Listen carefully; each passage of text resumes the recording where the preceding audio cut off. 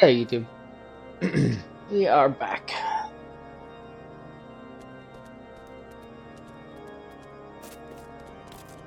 Hush fun. Hush fun. Buddy. A serious apologies for the interruption, my friends. The situation is such that we must act swiftly. If you'd be so kind as to elaborate. Iceheart's heretic fell upon the caravan bound for Revenant's Toll as it was passing through Boulder Downs. It was an ambush swift and ruthless. In an instant, every knight was slain, every crate seized. Then, as quickly as they had appeared, they were gone. It would be an impossible feat without knowledge of the route.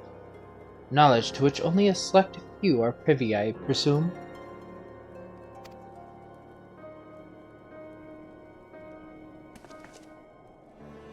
Quite.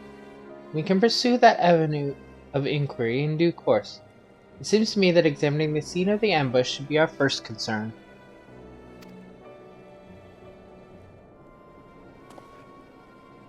The trail is yet warm. We must act swiftly, as Lord Hoshafon said, lest crucial evidence be lost. You have a knack for discerning hidden truths, Lily. Why don't you go and inspect the ambush site in person? An excellent idea. Inform my men of your intent upon arrival, and they will gladly share their findings. Okay.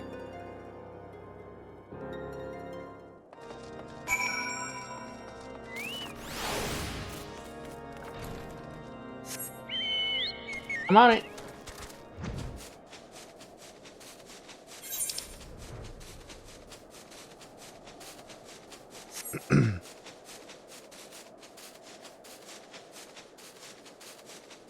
We're gonna at some point here. Maybe after this section. We're gonna get hit with having to do those trials. I think the crystal towers are something you have to do at the end. Like the last section of... I think we got like a couple, maybe even dungeons kind of thing before we have to do the tower, but you know, we gotta be getting close to having to do the trials.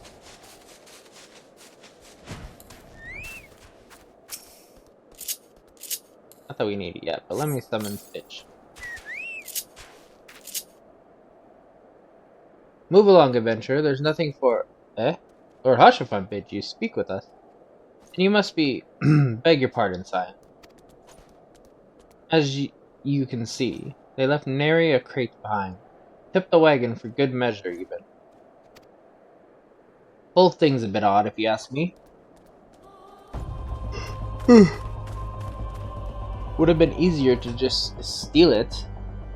Though a damn sight harder to conceal it, I'll allow. Reckon they came prepared, probably with wagons of their own hidden away off. But pay no heed to my ramblings. Absent of proof, 'tis naught but speculation. Might be as the squire receiving care at the observatorium could tell you something more factual. That is, if he's awake. Unlike myself, he was there during the attack. Not that his presence amounted to much.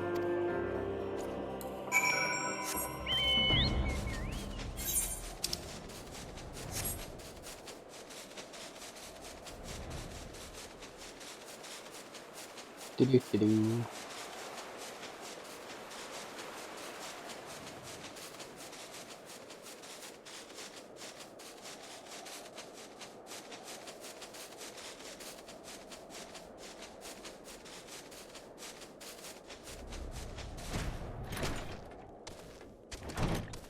Oh, I actually picked the right room right away.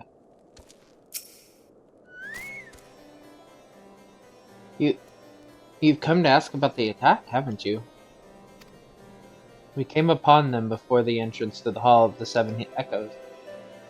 Pilgrims, we marked them as, lost and ill-equipped for a journey further north.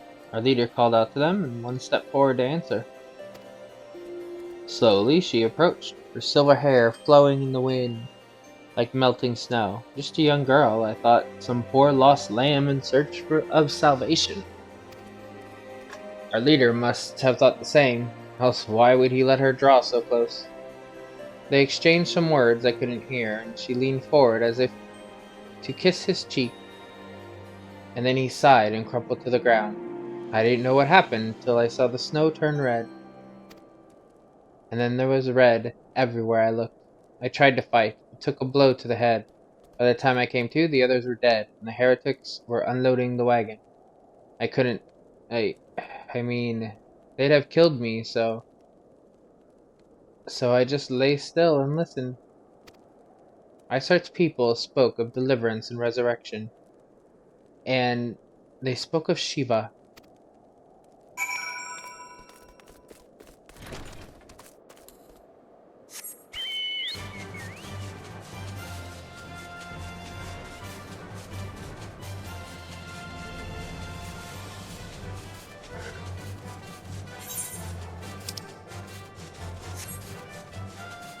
No, he was just floating up there. Okay, that was more than one.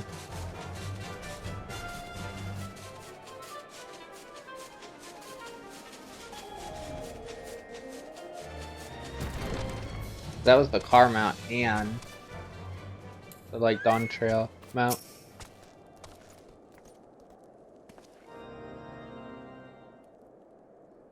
Ah, you've returned. What news have you for us?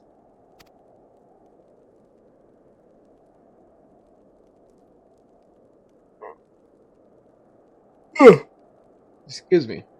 It seems the Lady Iceheart does not scruple to sully her hands with blood. Who is this Shiva the heretic spoke of? Have you not read a single line of the Enchiridion? Whatever that is, Master Alphino?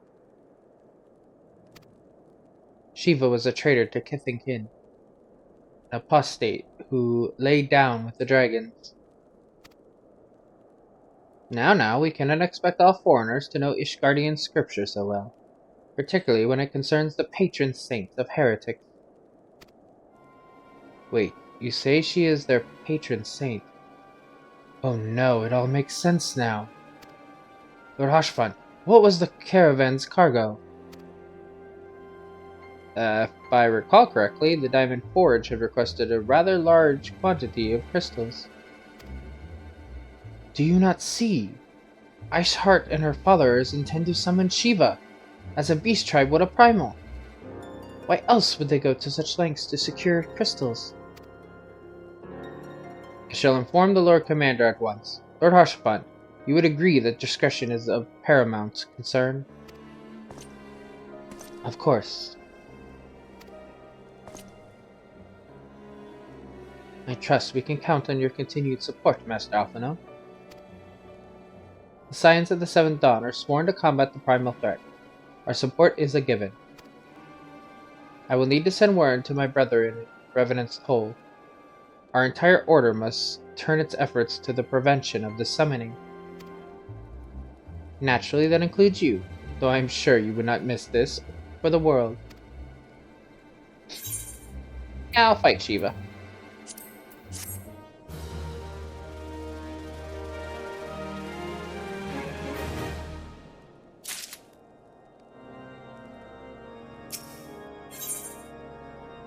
Strength and unity. The persistent attacks on our caravans seemed like little more than a nuisance at first. The heretics were a problem to be sure, but a relatively minor one. That was before I discerned the purpose behind their attacks, of course. Now they have my undivided attention. After appraising Ventili of the situation, I shall summon a unit of Crystal Braves to assist us. As for you, Lily, pray join me in White Grim Front.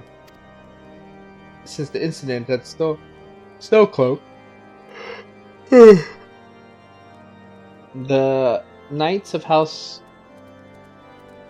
Durindir have redoubled their reconnaissance efforts in the region. It is my hope that they have information which may help us determine precisely where the heretics are hiding. Given our mutual enemy, Lord Dillamont should be eager to oblige us. I shall see you there, then. Good. Bye, Hushfun. Heretics, Dravanians, old and familiar enemies. This is something beyond all imagination. Oh yeah, I was like, where is she? But she went to form Emmerich. I like how we still don't know her name at this point. Like, he left her as a messenger and then didn't even she didn't introduce herself and he didn't introduce her. She's just Taciturn Temple Knight. Sorry, Taciturn Temple Knight, you apparently are irrelevant.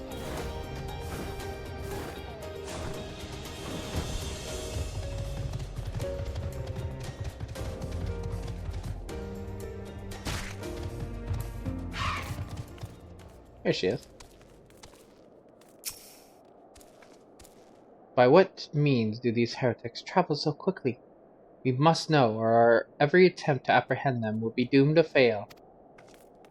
Emmerich. Alphino's assessment is most troubling. If he is correct, Iceheart now poses a threat to Ishgard at large. Just so you know, my men have already started to arrive. Captain Ilberd always keeps a few braves at the ready in case of emergencies.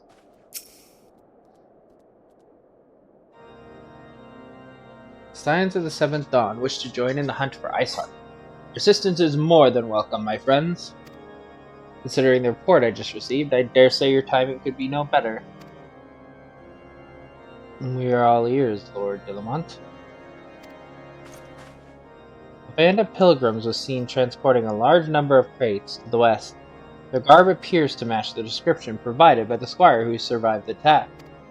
Alas, our scouts lost track of them at Snowcloak. That self-same frozen wall, which was speculated, might conceal the heretics' hideaway. Suffice it to say, the disappearance of these pilgrims and their provisions all but confirms our suspicions. I have heard enough. My knights will join the hunt. I took the liberty of summoning a unit of the Crystal Braves to White Rim Front. Given the gravity of the situation, I trust you will agree that we must use every resource available to us.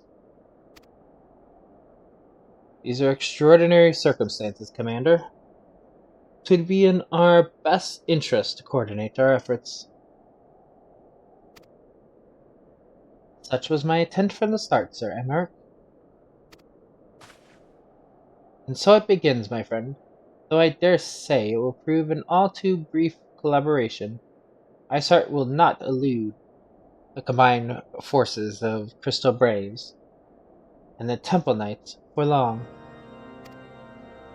Nevertheless, a wise man does not wager all upon the success of a single solution. There may yet be subtler means by which we can locate the heretic's lair. Mayhap Lord Dillamont has one in mind.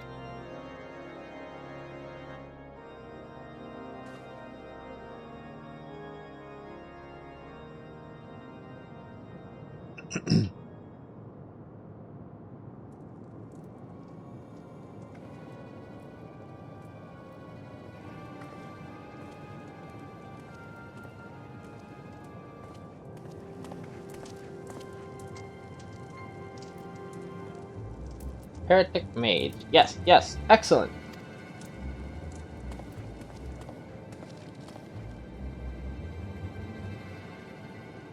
My lady, everything has been accounted for.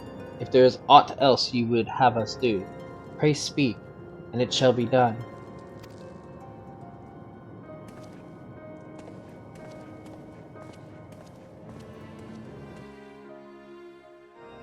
I didn't hear her say anything.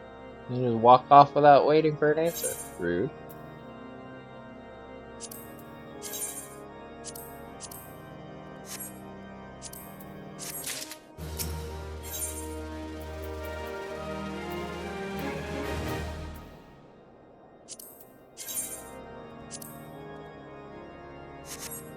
Oops, I mean to actually close out of it. I was just looking at the gear. It seems as though we are always one step behind, our quarry ever just beyond our reach. Though I'd like to believe that the tables are about to turn, I must confess to having certain doubts. A joint effort may succeed where others have failed, but it could yet yield the same result. Fortunately, we are not without other options. I trust you haven't forgotten Inquisitor Guillaume. We have not. The mystery of how the heretic remained undiscovered for so long has been much in our thoughts, as is the question of what steps might be taken to prevent a similar breach of security in the future. Accordingly, we conducted an exhaustive and covert evaluation of everyone in White Brim Front. Though some were found to have committed certain minor transgressions, we identified only one possible heretic. If this man has pledged himself to Iceheart's cause, he will have been taken note of the movements of the Temple Knights and the Crystal Braves, and upon recognizing their intent, he may attempt to warn the heretics. The man's watch is to end soon, at which point he must report to Sir Giantramont. I don't know how you'd even say that. In the yard. I would have you keep an eye on him. If he ventures beyond the walls, follow him discreetly. Should he meet with a heretic, do not interfere, simply watch and listen. I have seen to it that the suspect knows nothing which could endanger our plans.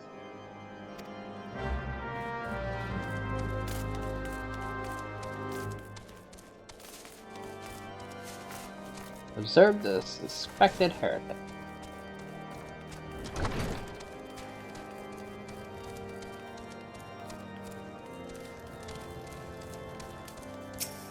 Accused knight. Opposed. They've all grown black and gold. Well then.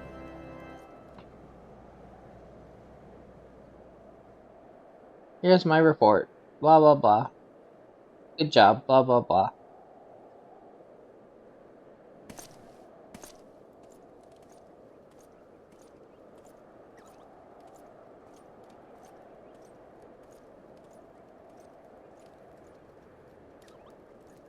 The suspected heretic leaves through the southwest gate.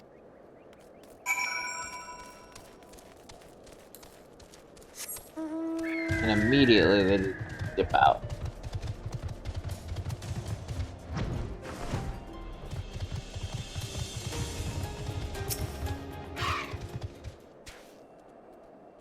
Stitch, get behind the rock, goddammit.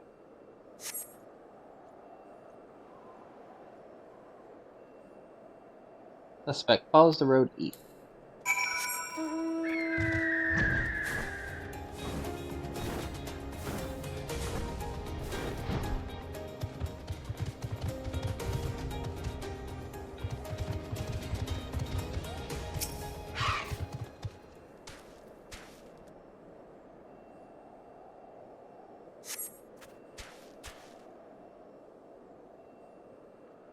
It's south.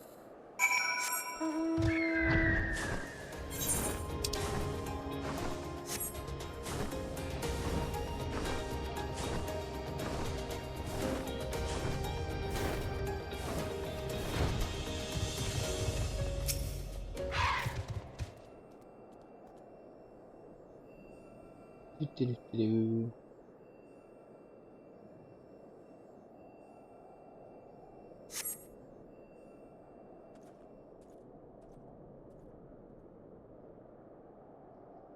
Off he goes. Hey, hey! Where in the seven hells are you? I'm freezing my bullocks off here.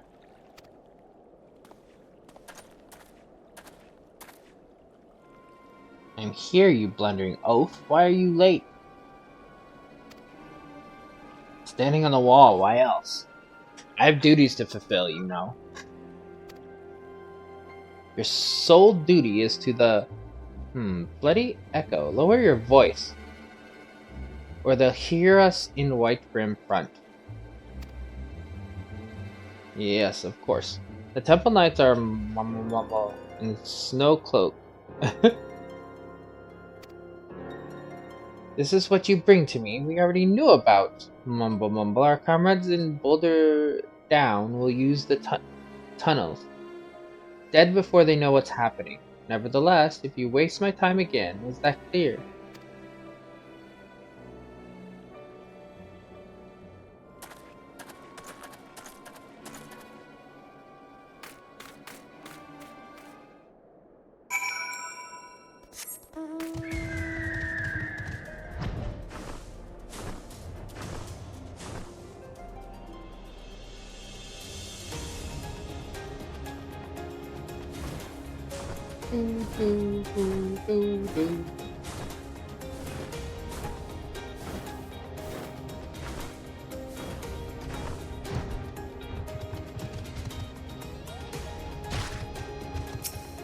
Hey, I heard some shit. Well, did your investigation bear fruit? Something about tunnels and you all be dead. I see. I shall have the man detained at once. His guilt is plain. Would that you could have heard their words more clearly. Yet the few snatches you were able to make out are nonetheless enlightening. It would seem the heretics are aware of our operation, and confident that they can thwart it. Their comrades in Boulder Downs are key to their plans, which means it is key to our plans that they be rooted out and put to the sword.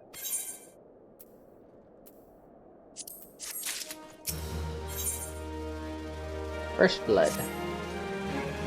We have long suspected that the heretics use a network of secret tunnels to traverse the highlands undetected. Given what you overheard, I fear that Snow Cloak may be riddled with such passageways, and that the heretics in Boulders Down are planning to use them to take our forces unaware. Needless to say, we cannot allow that to happen. A contingent of House Durendade, however you say that name, knights are on patrol in the area, and I shall order them to begin searching for the heretics at once. But knowing nothing of our enemy's numbers or readiness, I cannot say for sure that they will be sufficient. It would put my mind at ease if you would consent to assist my knights with the search. I know they would take courage from the presence of so storied a warrior. Pray rendezvous with them at Boulders Down. If Helion is kind, we may catch these heretics before their plans come to fruition. Show them no mercy, Lily. The lives of our allies are at stake. Okay.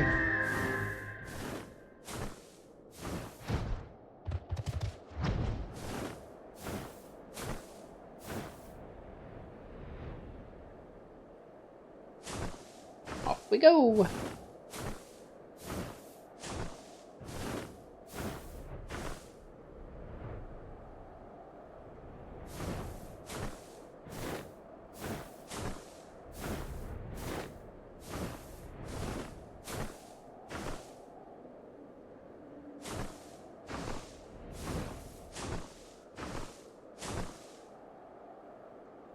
Well, shit.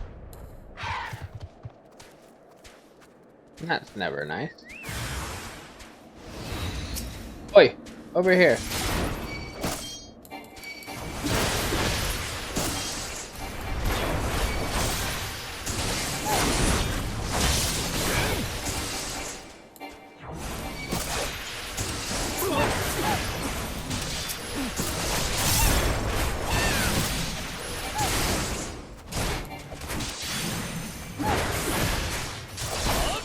Were indeed not enough.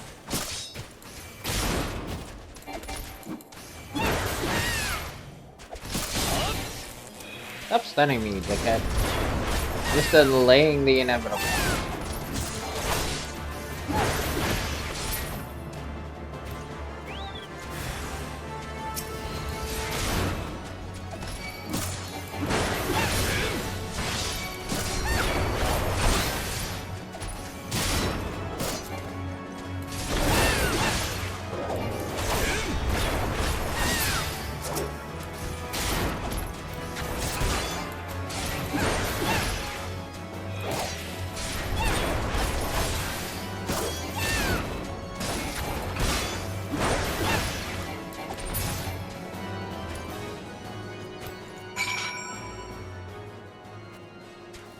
Fallen heretic effect.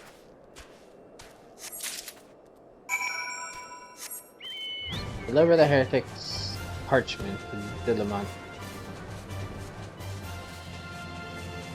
On it! Do, do, do, do, do, do, do, do, do.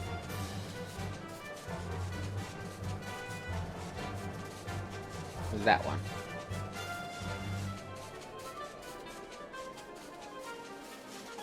And we have figured out in our brain that this is the door. So stop circling the other way. My knights sent no word of your coming, Lily. What has happened? What is that in your hand? Here you go.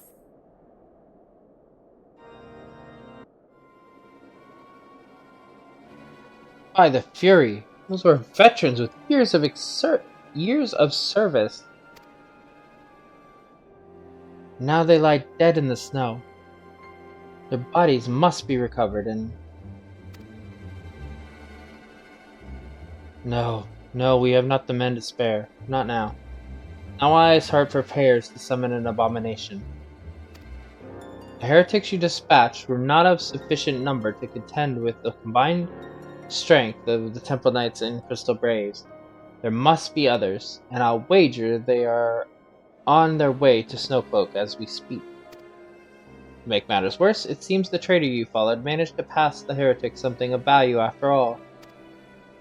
The parchment you recovered is a timetable of the guardman's watches at our outpost in Snowcloak. The traitor was stationed there long before he aroused our suspicions. Would that we had caught him sooner. With this information, the heretics would know when the watch was the weakest. They could use their tunnels with impunity and prepare their ambush. The timetable has not changed, you see. Of course, it will be changed now, but the heretics may already be in position. House Durenadair must send reinforcements, even if it means withdrawing knights from the Stone Vigil. I can see no other way to safeguard the lives of our allies.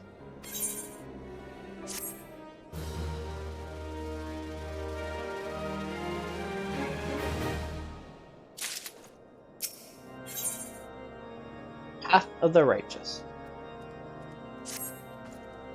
Time is of the essence, Lily.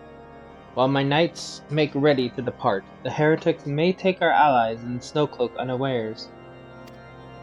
Superior training and equipment will avail them naught if they are cut down ere their swords are drawn. But all is not yet lost. If you leave now, there may still be time to warn them. Make haste, I beseech you. Fly to Snowcloak and tell Sir Emmerich everything we have discovered.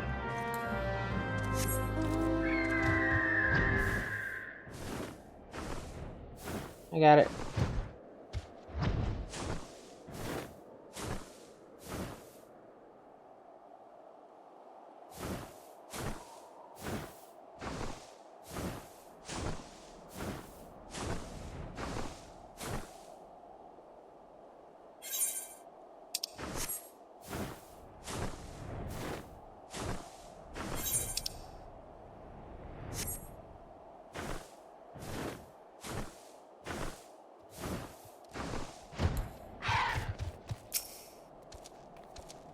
God bless whoever designed this uniform. I would have frozen to death by now if it weren't for this great coat. Alphino? Sir Emmerich? He's over there. Have words with the man if you must. We shall speak anon. We are at a disadvantage here. We should linger no longer than necessary. Lily, this is a welcome surprise, perhaps the only one thus far. As you can see, we have yet to uncover any hidden... You have my gratitude. Truth be told, we suspected the heretics might be plotting such an attack. Now that we have confirmation, I shall place my knights on high alert. Has Alphino been informed? The braves must be made aware. Alphino?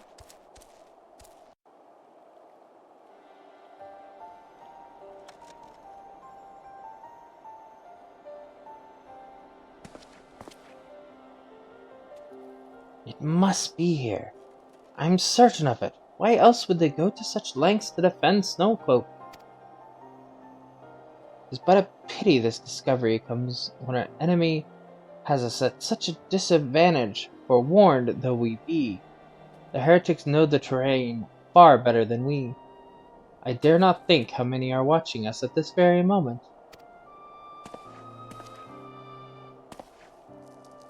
Confound it, this is all wrong. Isart has us scrambling to save our own skins, when we should rightly be straining every sinew to find her, and stop this damnable summoning.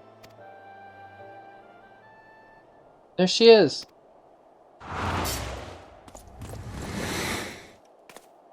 Come here, girl!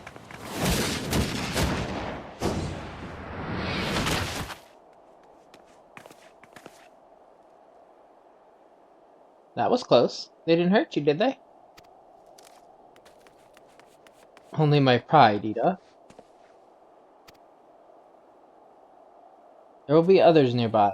We must see that they are given a similarly warm welcome. Commander!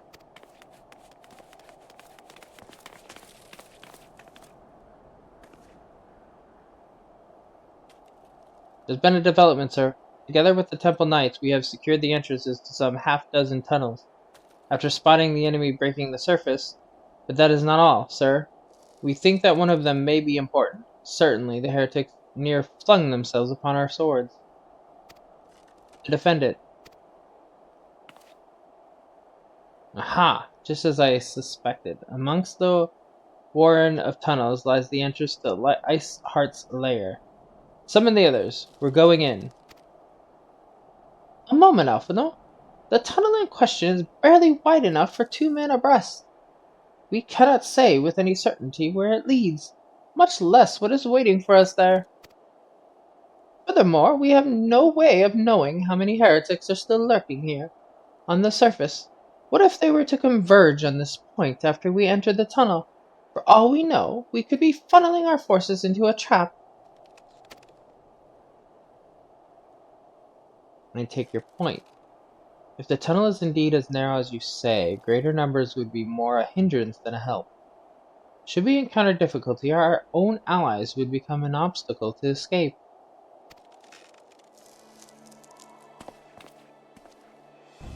A change of plan. While we rendezvous with Sir Emmerich and keep the heretics at bay, you will go wherever that tunnel leads. If you find Iceheart at the end of it, do not let her escape. You venture into unknown, so see that you are prepared for anything. I suggest you call upon your allies, though not too many, or Papalimo will sulk. Gotcha.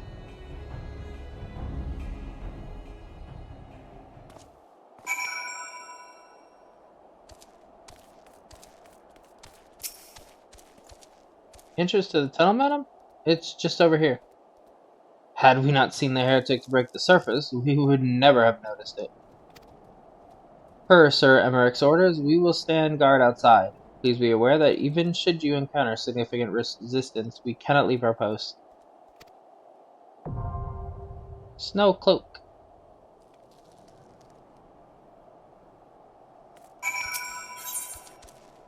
Enter.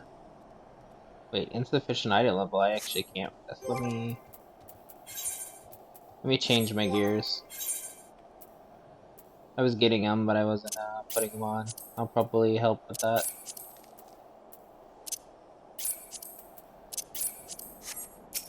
What gear do I have? Oh, I'm only at 70 now. I need to get the weapon too. What was my last weapon? Item level. What is my level weapon? Oh, my weapon is low. Okay.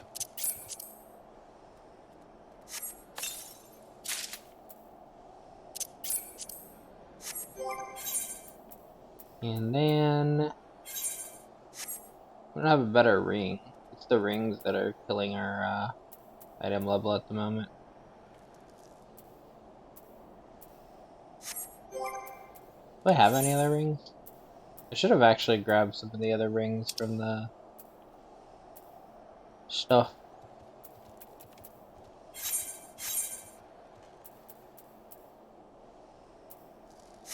Actually, I don't. Was it 80? Yeah, it was 80. So this is what you need. You need to make sure you keep your gear up. So you needed I made a slip up here. I can fix that though, I believe. My brain works though.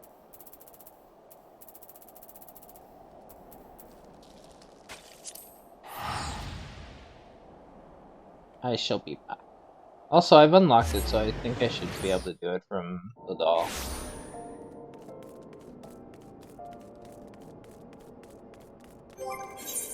So your item level is average of what you have. So having low level accessories actually screws you over in item level.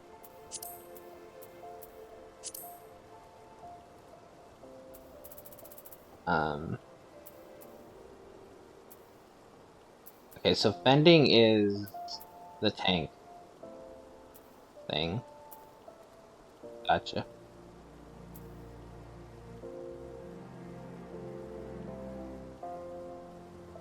200, do that.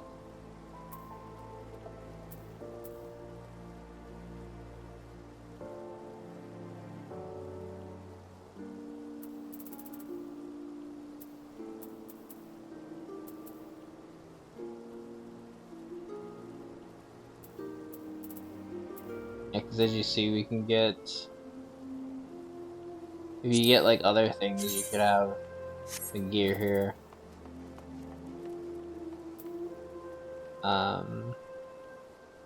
But I wanted to do bracelets. Let's go ahead and get a ring. And that's using all our stuff that we have, really.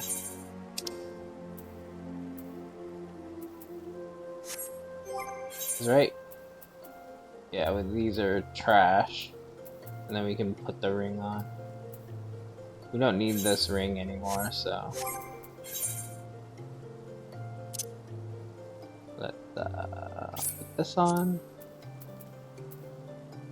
Put this on. Let's make sure this went onto the right ring, because, yeah, it doesn't always put on the... Alright, level 1. There we go. We went from 70 all the way to 107. Gear matters a lot, but you can generally just get it randomly. Like, you don't need to worry too much about stuff like that a lot of times.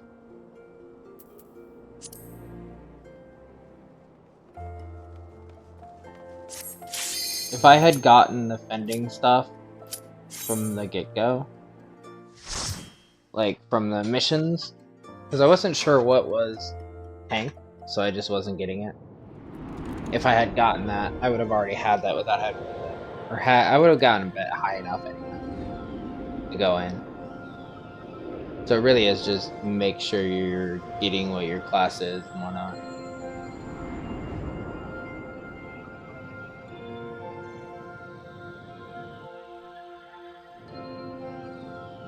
I remember like the dungeon itself, but like I don't remember what this dungeon entailed. Like I remember Stormcloak, but I don't remember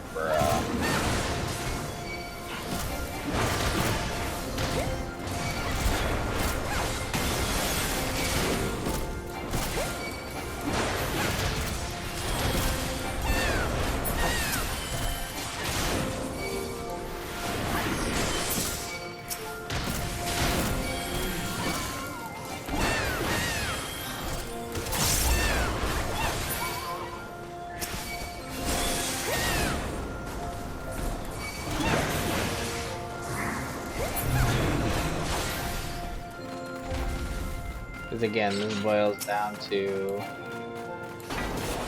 Did it for the main story, didn't do it again after. Which I've done it multiple times with the main story, but...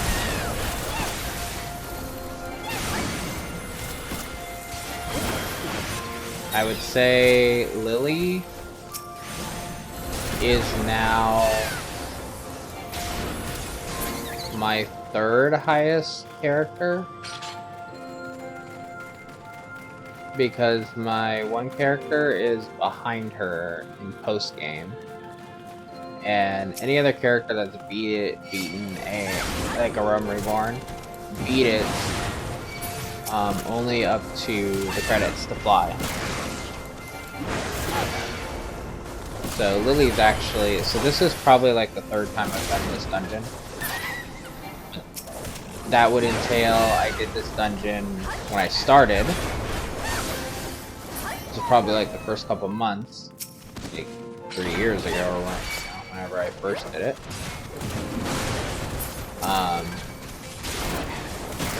And then like whenever Dawn Trail released, I did it. And then and now, so there's always a huge gap in between when I do these dungeons too.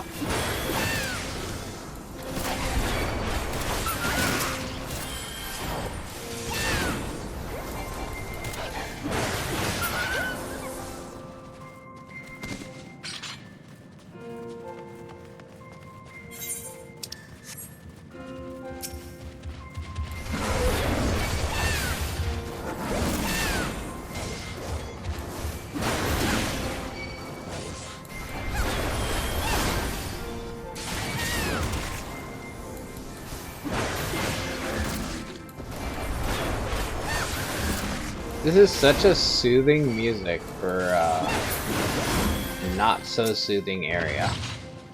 Just saying. We're literally like fighting for our lives and it's just like a lullaby.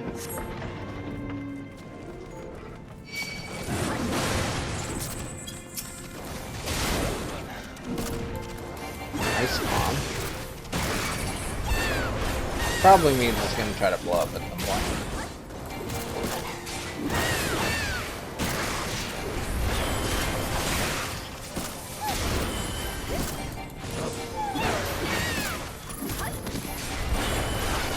Detonator. Told you.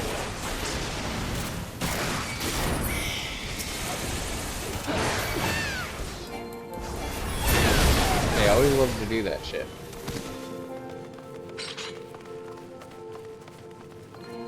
I feel like I'm playing Minecraft or something, honestly. This music. For mine. It did sound like Minecraft without music, sorry.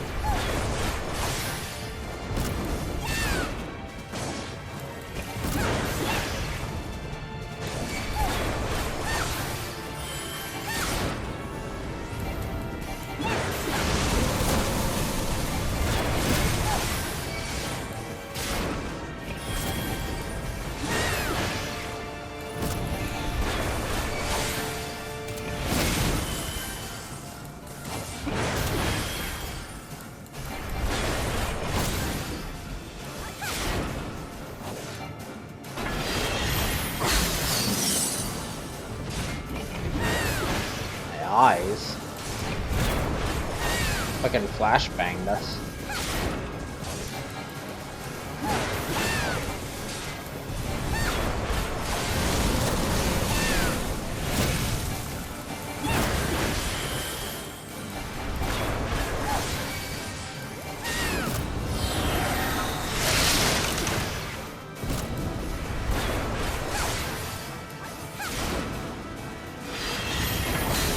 No, thank you. I see that the ground just changed there. I don't know what it does, but I ain't gonna find out either.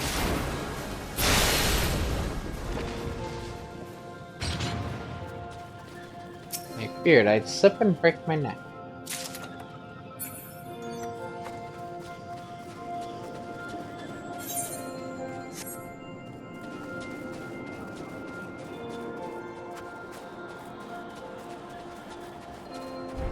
Gobu.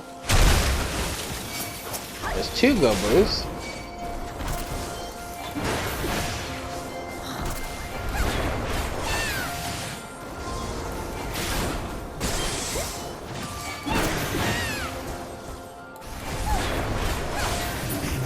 Where did this come from? Yeah, that was my question too.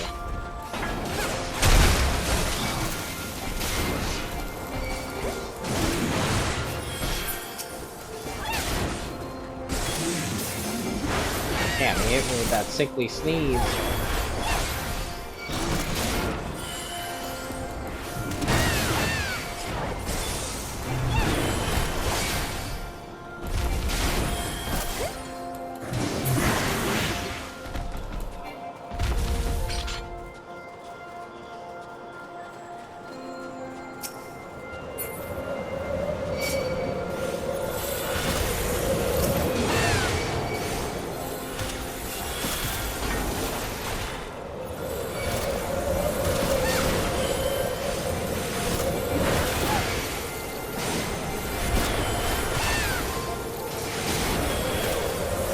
The enemies doing this ice attacks in this area, or is it just random?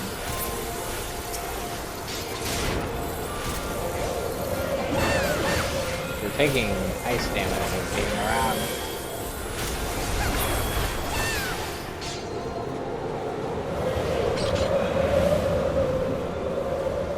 I think it's just in certain areas.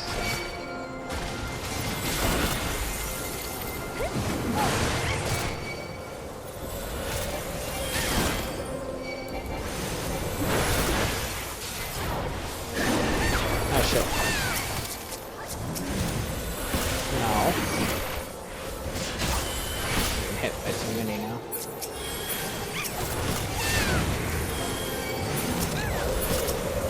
Fucking target that bird.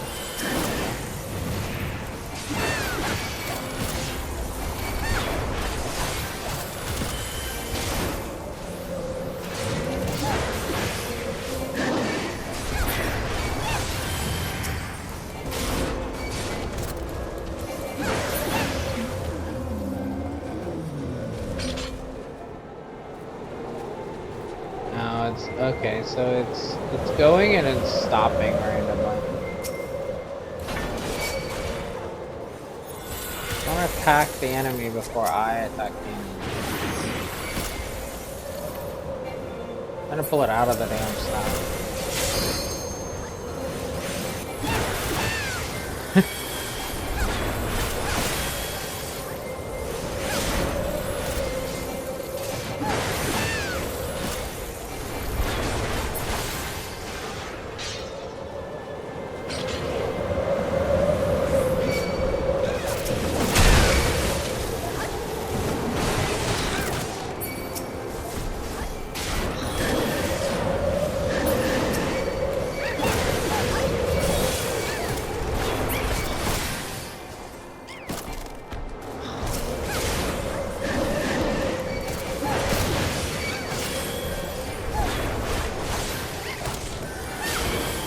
Here seems to be doing pretty good at keeping it alive, knock on wood.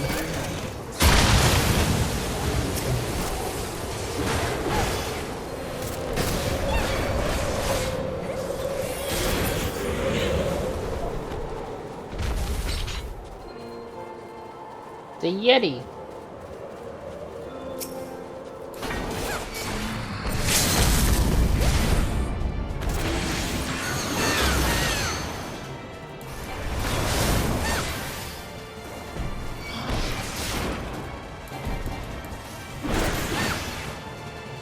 Goes me. I'm the one talking to you.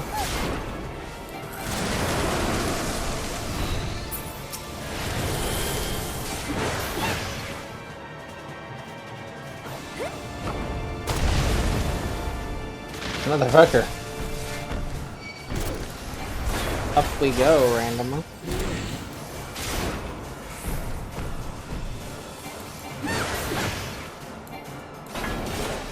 Okay.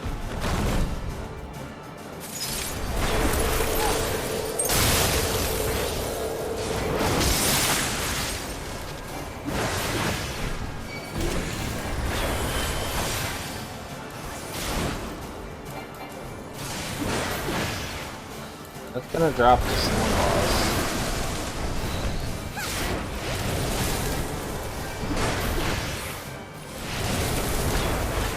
Oh, that's a big one now.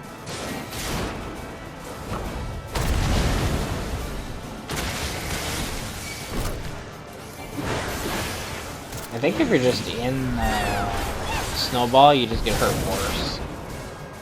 I don't think there's a way to dodge that from what I'm looking at. As I'm fighting this, I'm remembering its enemy, but I don't remember the actual mechanics.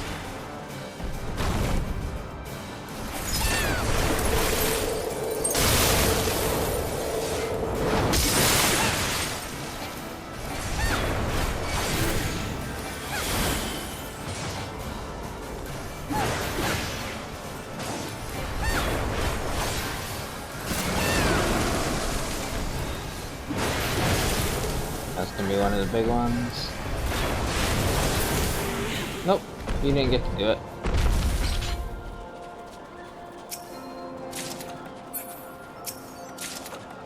Earrings, you don't need that. Aiming is range. Range physical, I think.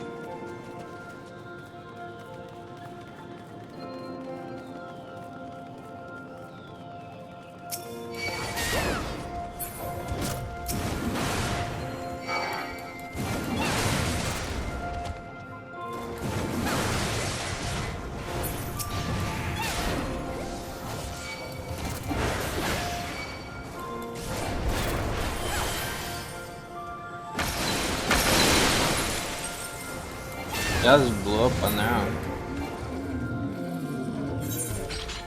Like, whoops.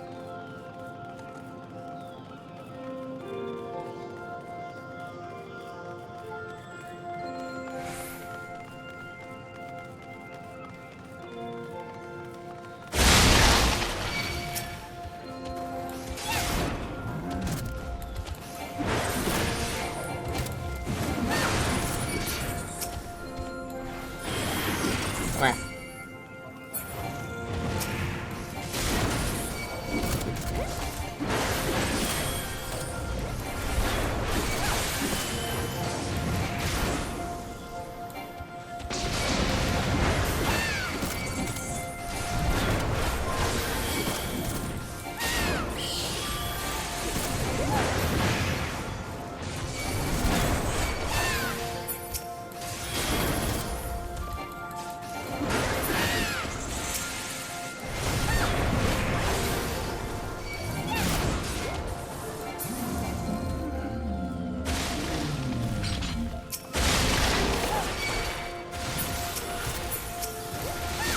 A hybrid gator.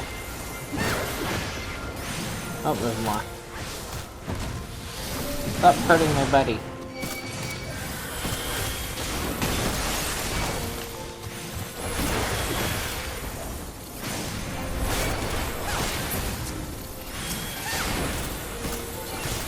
Gator done.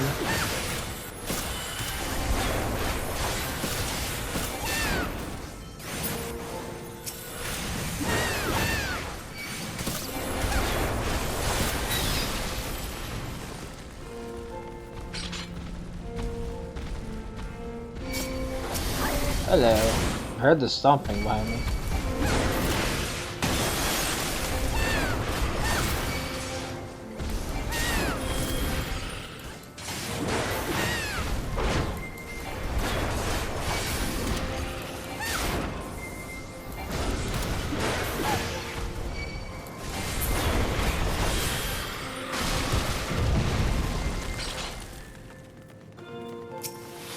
The dragon.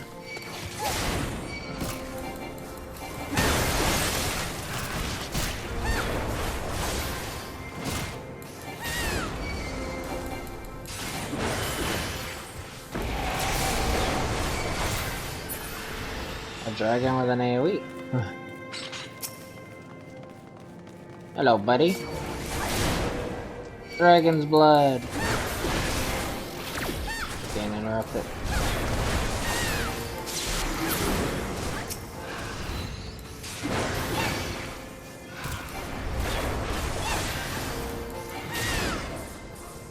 Transformed into a dragon.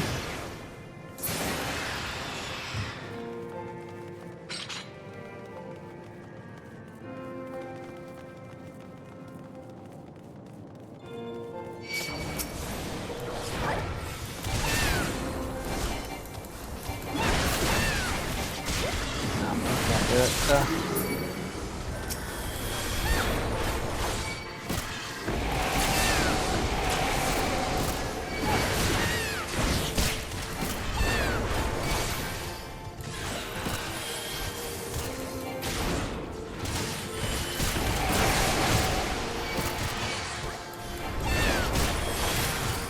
Yeah, was slacking there for a bit.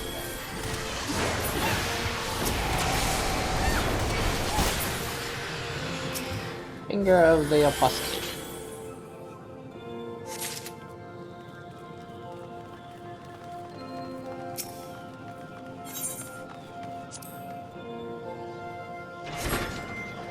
Fenrir. Ooh. I don't remember this. I don't remember Fenrir.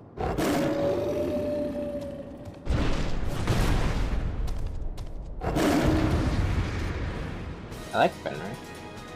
I just don't remember it as a fight for some reason. I actually don't really remember this dungeon that well. Whoops. Do that.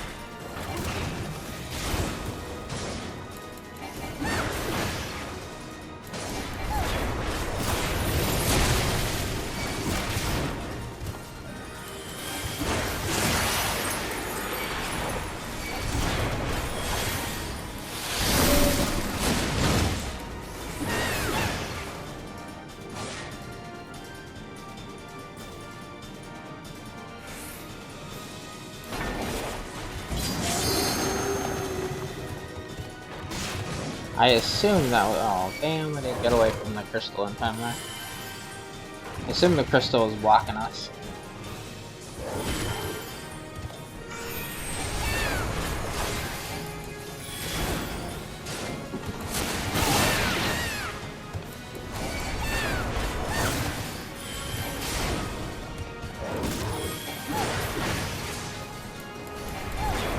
Heaven's Ward, roar!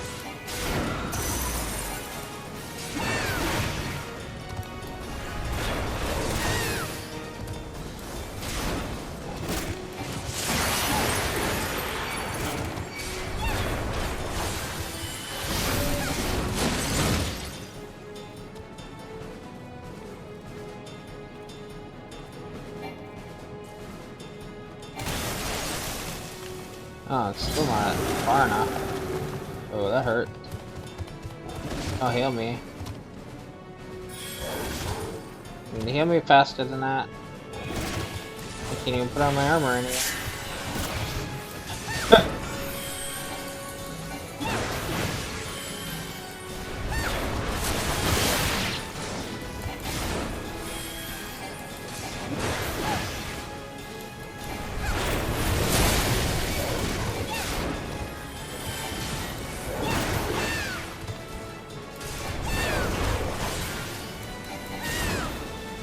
I'm not dealing with the roar.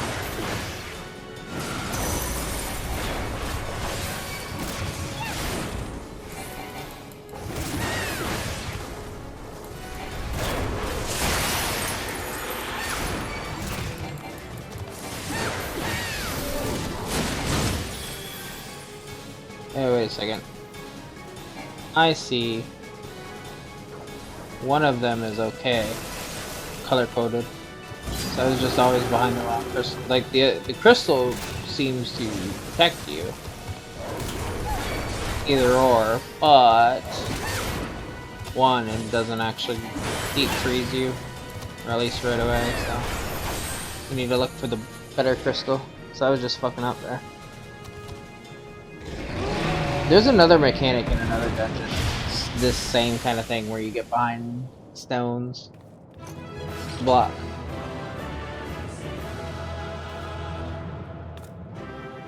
So I just assumed it was a thing. And I believe it somewhat is, actually, but not fully.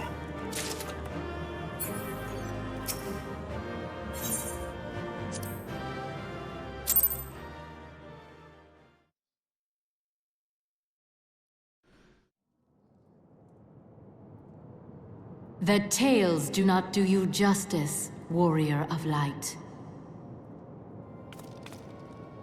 Hello, Iceheart. Yes, I know who you are, and you know who I am. I just said your name, so of course I did. I was given the name Izel, but I earned the name Iceheart.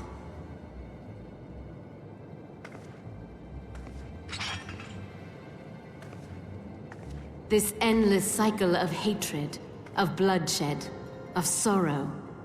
You would see it continue, O noble warrior of light. I would not. I will not. I will bring an end to this war between dragon and man, no matter the cost. In time, you will come to understand that what we do for the greater good. For Eorzea, for Hydaelyn.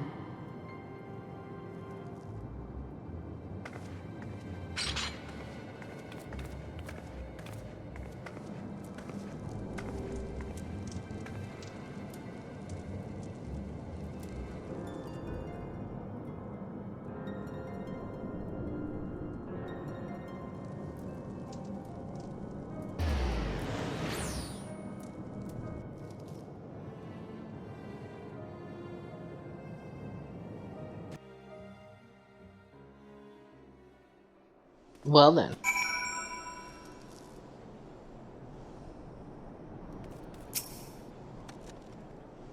Oh, I did not doubt that you would return. I am none the less relieved to see my judgment validated. 'Tis a blessing you are still with us. Medafina took to pacing in your absence. I like how he's always worried about us. That took longer than expected. What news, Lily? Well, I saw Iceheart again. He talked to me. Iceheart is but a pseudonym? Not that it matters. That she managed to escape is regrettable, but from your description of that beast, you did well to come as close as you did. In any case, now that you have cleared a path, the Temple Knights can begin to survey the tunnels in earnest. Mayhap they will find a route past the ice wall. Wouldn't that do wonders for their fight against the heretics? Mr. Braves would certainly share the credit for it too. 'Twill be praised, Lily. We may yet turn this situation to our advantage. Assuming we stop Iceheart before she summons Shiva, that is, or Shiva, of course. Needless to say, our fellow scions have not been idle. Minfilia and Aranje have been busy pursuing the archives of House Bertem, gathering what information they can on Shiva. Which reminds me, if you were intending to trudge back to Camp Dragonhead to report on the day's events, don't. Minfilia should be here any minute. You can only assume some people enjoy subjecting themselves to this cold.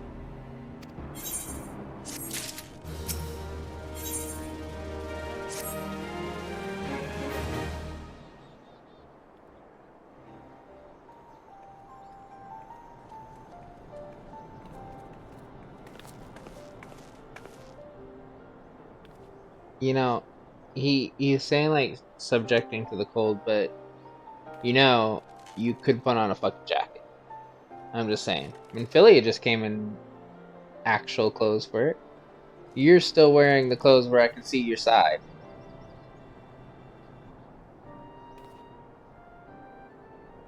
Minfilia, you come to us straight from the archives of House Bertem. I trust your time there proved fruitful? Would that it had. Aranje and I scoured countless texts, but what we found was of questionable veracity. Accounts of Shiva's life and deeds are sparse and contradictory, only agreeing upon one point.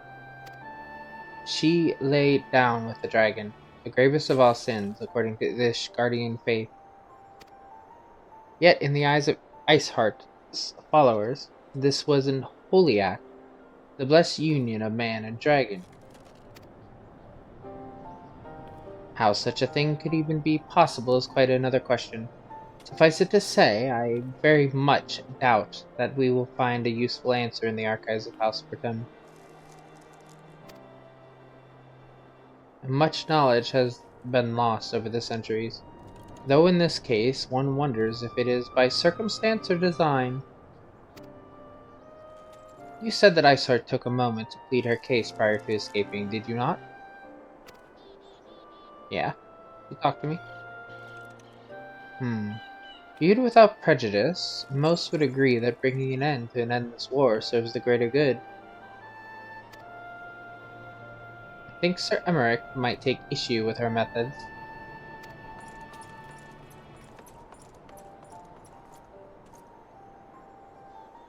I do not care if a few stragglers manage to escape. Until the sappers confirm that a tunnel is safe, the men are not to search it. Yes, Lord Commander.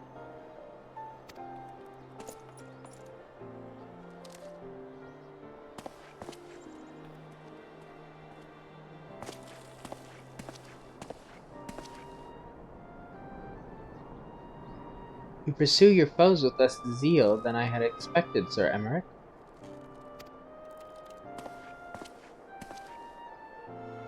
Lest you misunderstand, I do not deny that our enemy has given us good reason to be prudent. I merely meant, you being a man of faith, that I had expected a certain single-mindedness. After all, it was not by the will of Helion that your ancestors came to this land. Why, they took up arms against the Dravenians. What would they have done in your position, I wonder? There are those who believe that faith is renunciation of free will, that unquestioning devotion is required of all who would live a life in the service to the Fury. Such righteous fervor may well serve a knight in the front line, less so a leader of man. We are all at liberty to interpret the scriptures as we will. I choose to believe that the Fury would value the lives of her followers over the deaths of her enemies. But I would not presume to speak for the Knights of Eld. 'Twas a different time, nay, a different era, and scripture tells only so much. Would that it told us more.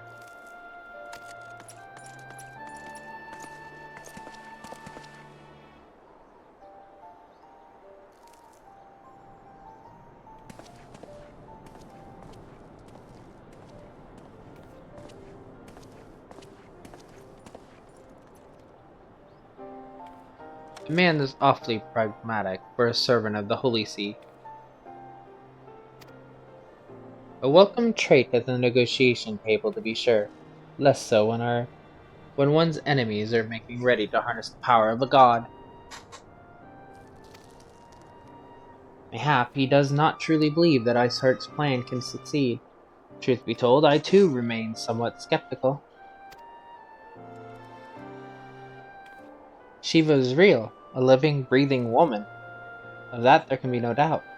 In this respect, she differs from every other figure to have been summoned, each of whom was worshipped as a god.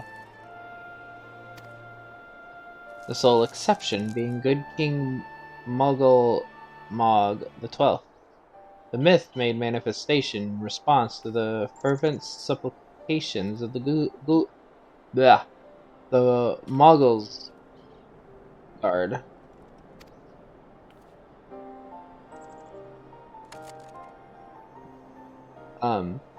Saint Shiva may differ, but what of the heretics? They are a tribe of outcasts at war with a mighty nation, who yearn for the resurrection of the one who embodies their beliefs. If that is not placing one's faith in higher power, then what is? Crystals and conviction, Minfilia. They have them both in abundance.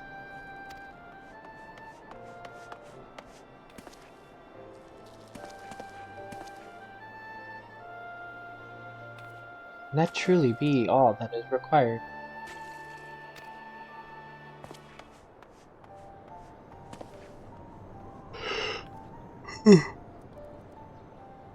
My survey team has concluded a preliminary analysis of the aetheryte Iceheart used to escape. They believe that she teleported to another aetheryte somewhere not far to the west. Despite the apparent proximity of this second aetheryte, however, they have been wholly unable to detect its presence directly. Unless Iceheart has some means to mask its signal, I can only presume she had it destroyed to prevent us from following her. Without the means to teleport as she did, we have no choice but to search for an alternative route. Most likely a tunnel, assuming one exists. Let us not give up on teleportation just yet. One of our colleagues in Charlian may be able to assist us. I pray that you are right. I dare not think how long it will take us to survey the entire tunnel system.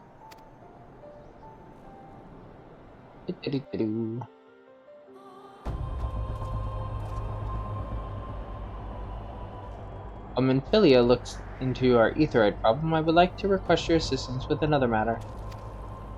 The third unit is currently tracking the remnants of a heretic force which attacked us. However, the search goes poorly, despite our numbers. Arthas is vast, and Iceheart's followers know the terrain far better than we. Your knowledge of this region may serve to hasten the process. The sooner we capture Iceheart's followers, the sooner we can press them for their leader's whereabouts. Also, though it is admittedly a selfless request, I feel that my braves would benefit immensely from working alongside you. While we have our share of veterans, we also have more than a few less experienced recruits, many of whom look up to you, in case you were not aware. Well, I got the okay from Minfilia, so let's go. Good, I knew you would understand. Yu Hase can apprise you of the details. When the task is complete, come and find me at the observatorium. Captain Ilberd and I are meeting there to discuss the latest developments in his investigation. The Temple Knights shall hold Snowcloak in our absence. Let us leave them to their work. Ours is more pressing.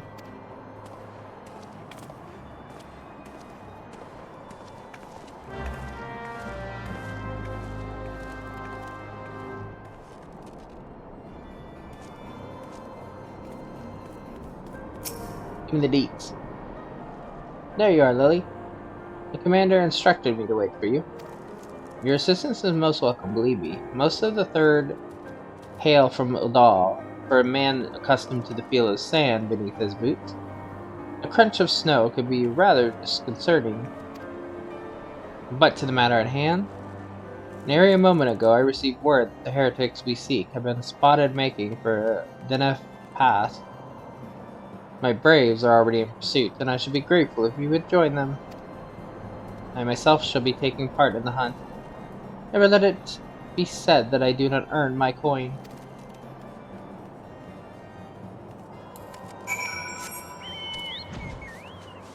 Always about the coin, my man. A true Udalian. Udal. However you say that. Citizen of Udal.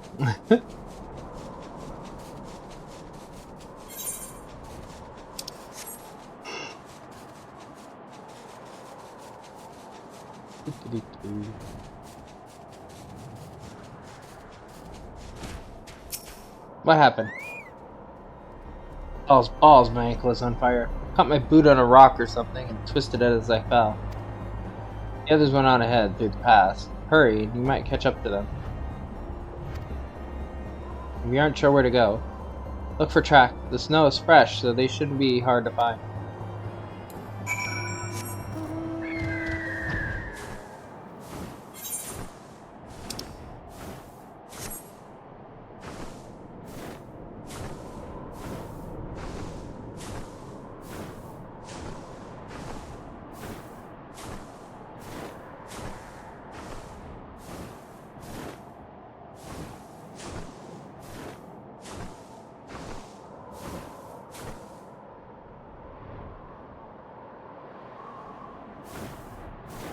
Fresh Prince.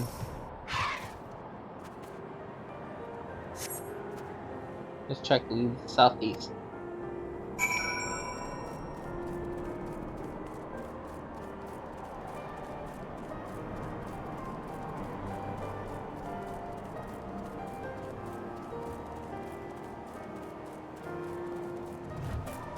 I see a brave.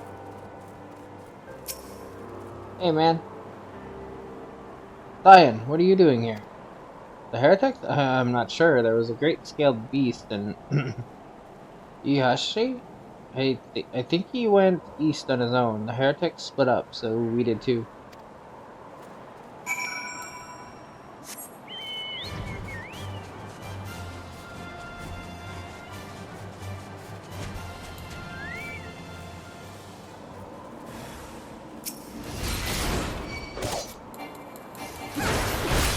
I got you.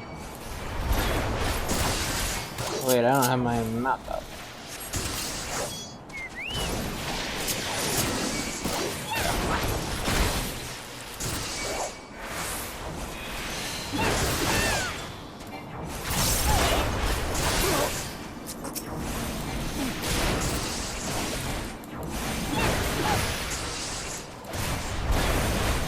If you don't keep them out, you don't get experience.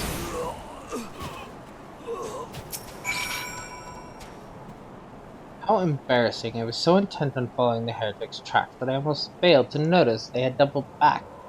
Almost, mind you. One tried to sneak up behind me and got a knife in the gut for his troubles. I thought myself alone, so I started searching the dead man's knapsack for anything of interest. And lo and behold, before his friends found me, I came upon this. Withdraw in groups of 3 or less to the observatorium. Give the signal and wait. The merchant will be watching. Be late and be left for dead. Speaks for itself, does it not? They can't possibly mean to rendezvous inside the place, so we should restrict our search to the surrounding areas.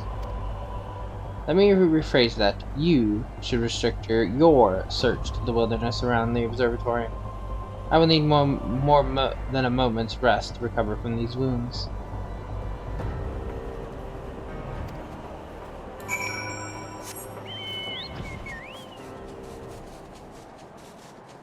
Also known as I'm a lazy ass. You might actually be injured.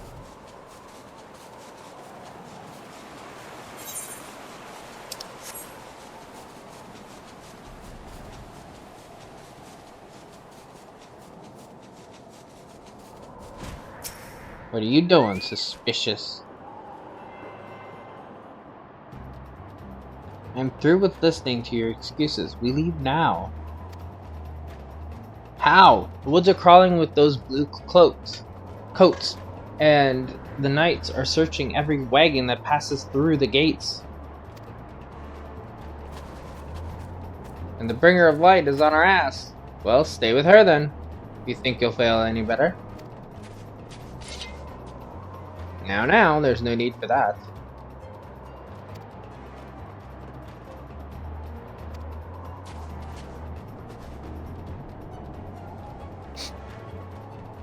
Hey, Yugiri! There are places like this in my homeland. Sacred snow-capped peaks where blood must not be shed. Yet your lands have a thirst for the blood of the fallen. And by your deeds, it has drunk deep. No, I have done no wrong. None but meet in secret with heretics. Deny it all you will. We shall have the truth from you yet. Inquisitors are not the only ones skilled in the art of interrogation. Damn it all!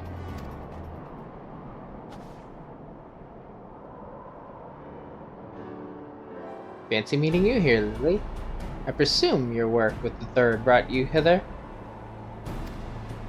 What a tangled web. Lest you wonder, we came not for the heretic, but for the merchant who has been conspiring with them.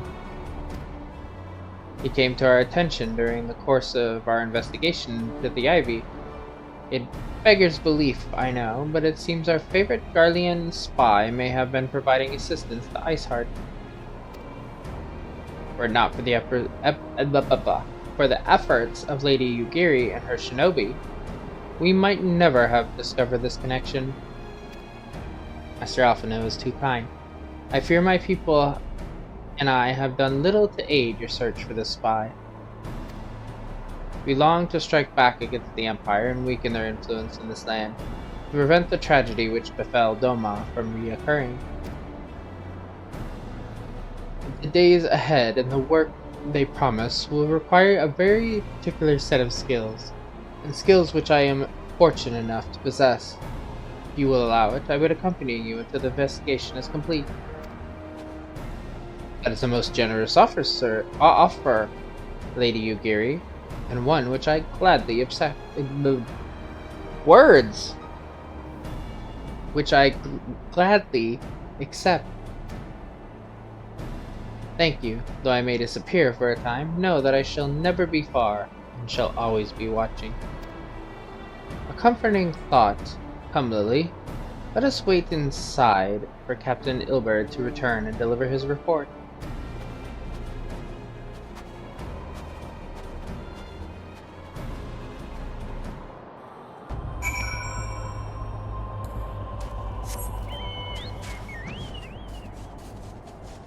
What's going around?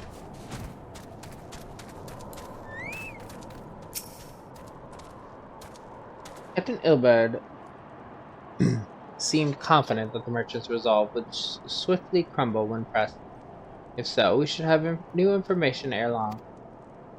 As to whether it will bring us any closer to learning the Ivy's identity, I would rather not say. Given our adversary's cunning, I shall consider us fortunate if we are spared another wild dodo chase. The gods know we have more than enough to occupy our time as it is.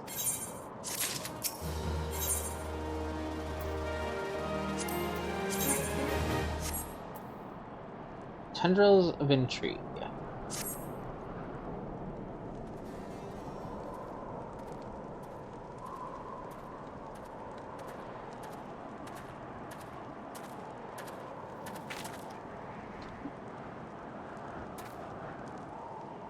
Captain Ilberd, your report, if you will? Aye, Commander. Firstly, with regard to the heretic we captured, I regret to say that the man could tell us naught that we did not already know of Shiva. We have since handed him over to the Ishgardian authorities. Henceforth, the Holy See will pursue the matter independently. Our inquiries concerning the Ivy, however, have proven more fruitful. We have ascertained the channel by which the heretics acquire their information on the shipment routes. Go on. You recall the flame we first identified as being in the Ivy's employ? From him, we were able to trace a trail of conspirators, each taking us closer to his master. Alas, the trail came to an abrupt end.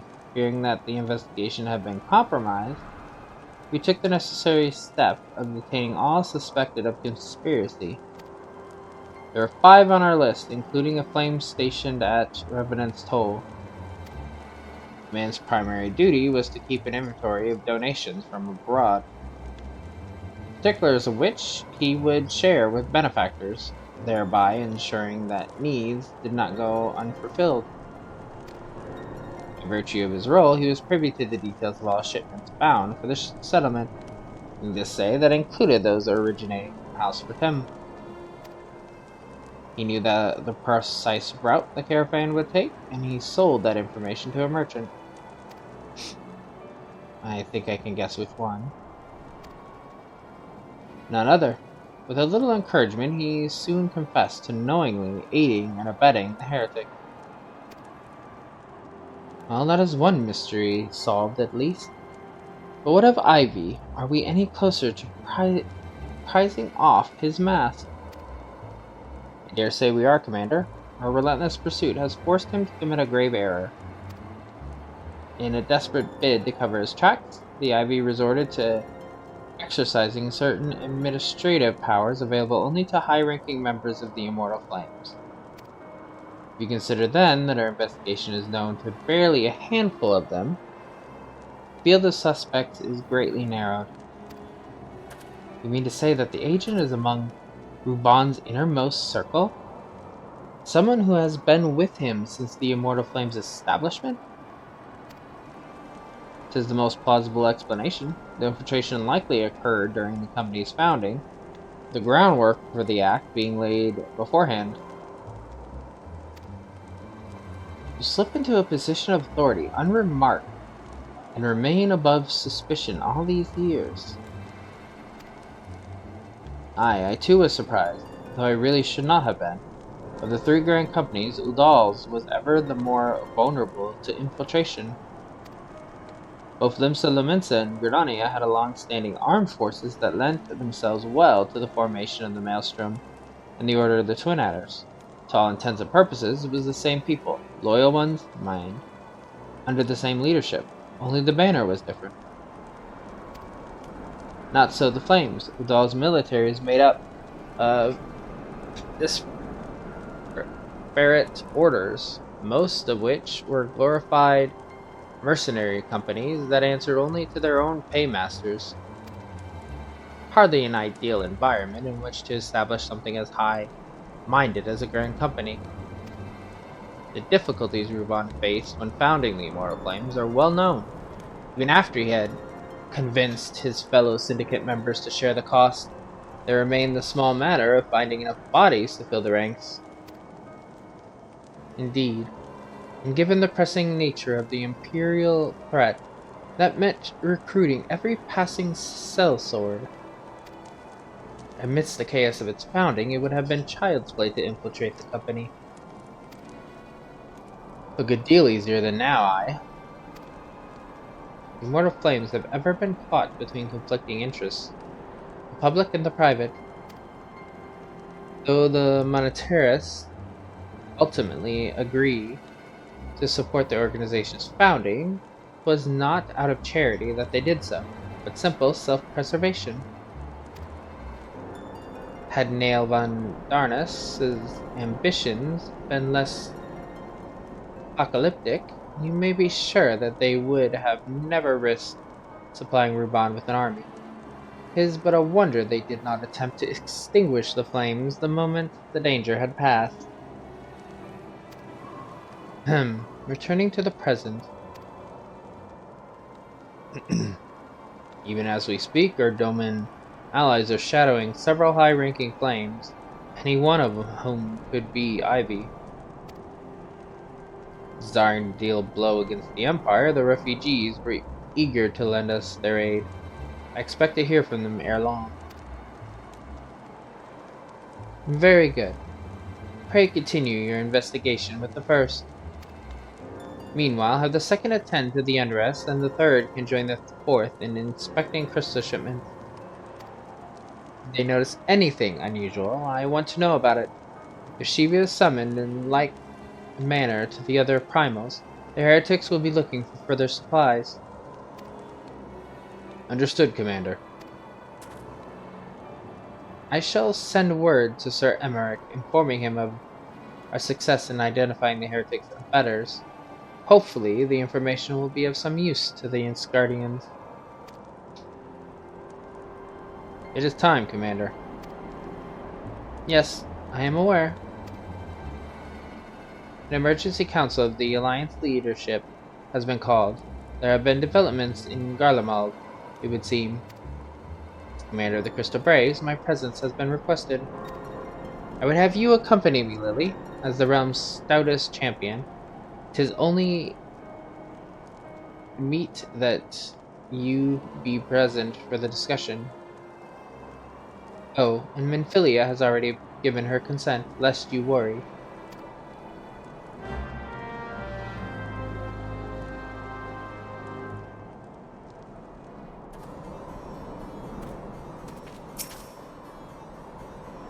Upon the honor of the Crystal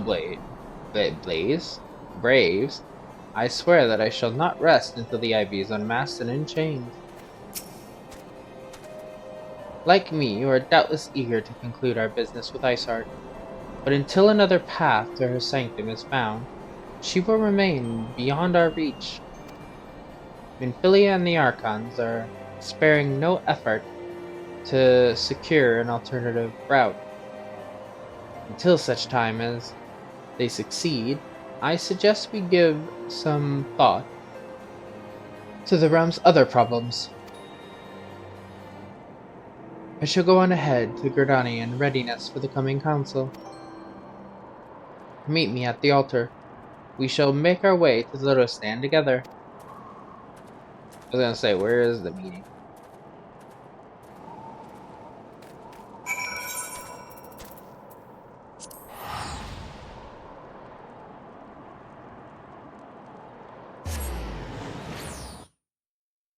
Because we've met, or like the council has met multiple times in more than one place.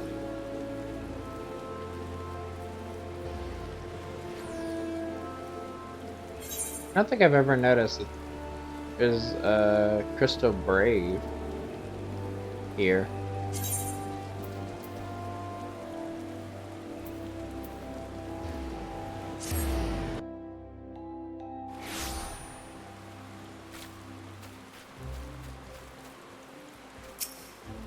You gonna say the same thing? Okay. Unlike Ruban, politics is not my cup of tea. Will you and the commander attend the council? I will attend to some business on my own. My thanks for coming, Lily. When you are ready, speak with the conjurer yonder. She will show us to the Lotus Stand. Think about it. Oh, we're doing pretty good. You can always see how long. It's been 1 day since I've been on there, 3 days for the other two characters.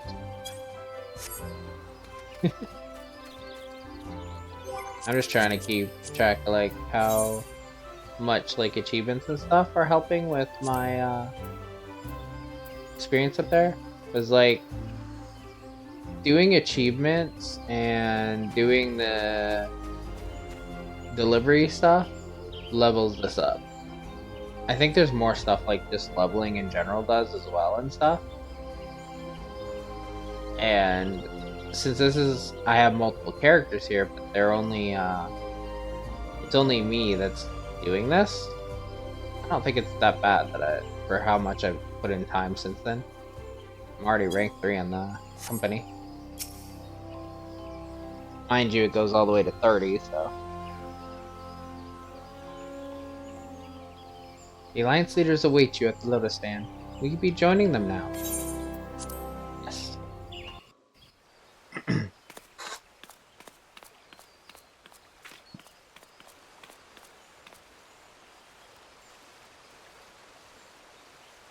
Change has come to the Garlean Empire, and we must discuss the implications.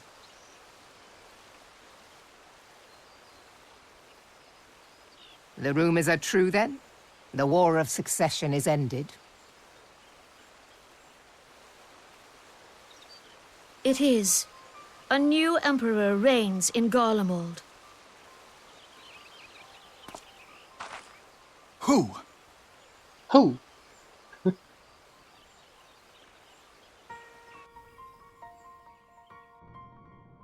The birth and all too rapid expansion of the Garlean Empire is commonly attributed to the strategic brilliance of Solus Zosgalvis, yet he did not rule alone. Several members of the royal household also distinguished themselves during his reign. Nevertheless, it was the eldest son who stood to inherit the throne, until his most untimely passing. I thought us fortunate when I learned that the Emperor had died without naming a successor.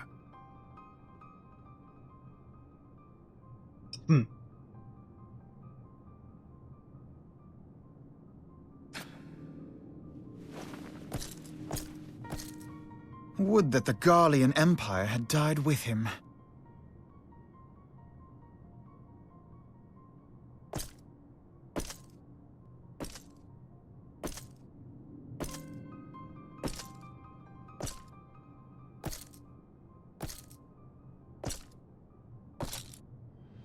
'twas the grandson and his uncle who had the strongest claims, was it not?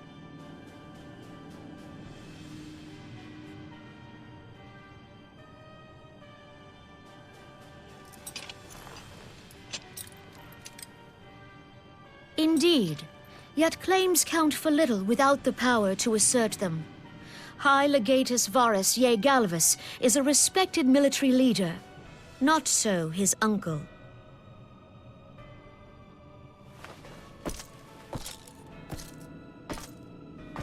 So young Varus has torn the crown from his uncle's grasp and taken his place at the head of the Empire.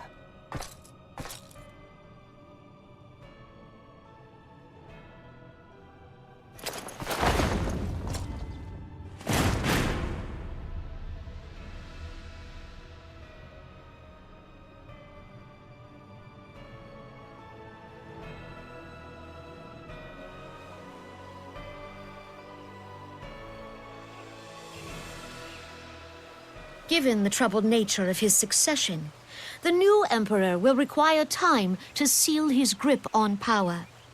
Yet have no doubt but that he shall, for there are none left with strength enough to oppose him.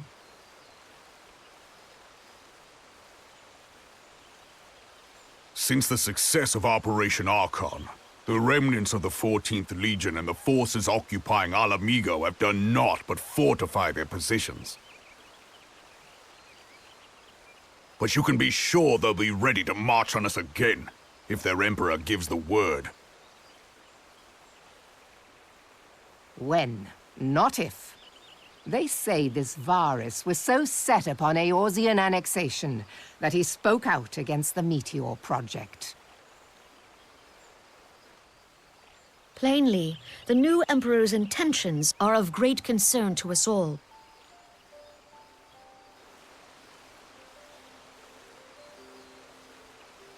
I propose that we set aside the Cartno dispute for the present, and discuss what measures the Alliance might take to prepare for a resumption of hostilities with Garlemald. Moreover, I move that we re-examine the question of how our former allies in Ishgard might be persuaded to retake their place at our side. Could Eorzea but stand as one, 'twould deal a grave blow to our enemies' ambitions.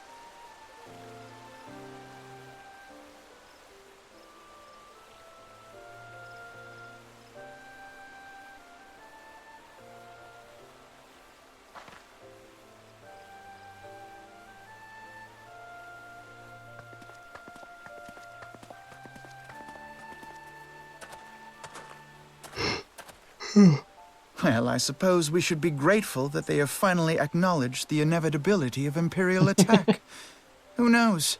They may even do something about it. If only the leaders of Ishgard would follow their example and stop hiding behind their gates, praying for the coming storm to pass them by. But that is a discussion for another time. At present, I am more concerned by the fact that the Alliance's mooted preparations will be made known to the Garleans many moons before their coming. So long as the ivy eludes our grasp, no secret is safe.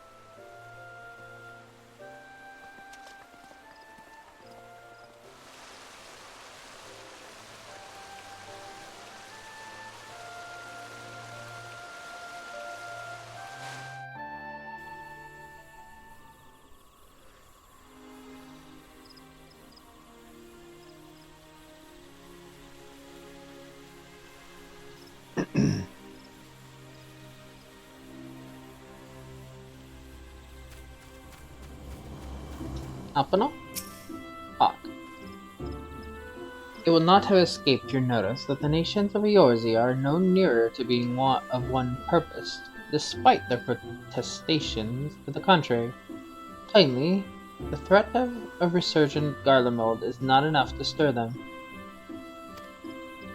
And the reason for this? Deep-rooted mistrust among the citizenry. The nation's leaders can come to all of the understandings they like, but their unity means little and less to the common folk. The Limousines, for instance, though Admiral outlawed piracy over a decade ago, foreigners still picture the nation as a haven for grog-swilling, wooden-legged cutthroats. And in likewise, Gridonians are mocked as hermits who talk to trees, and the Undones scorned as swindlers who worship coin. Not that such sentiments are entirely without grounds, of course. Take that pillar of Udon society, Pelegi Adelegi, for example. But that is beside the point. The fact is that people are wary of outsiders, whether they have cause to be or not. On that basis, one could argue that the conflict at Cartano is a necessary evil. Each nation has its own warmongering faction that advocates the acquisition of Omega. In order to precedent them, we present them something resembling warfare, and thereby curb their appetite for full-scale conflict.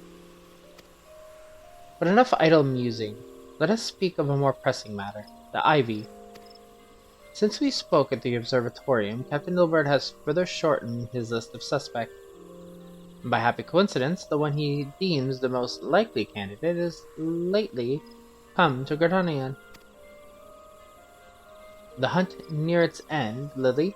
All that remains is to corner our quarry. Seek out Ilbert near the adder's nest. He will give you the particulars. Should there be any developments at Krethis, you may be sure that I will send word without delay. In the meantime, I wish you success in apprehending the Ivy.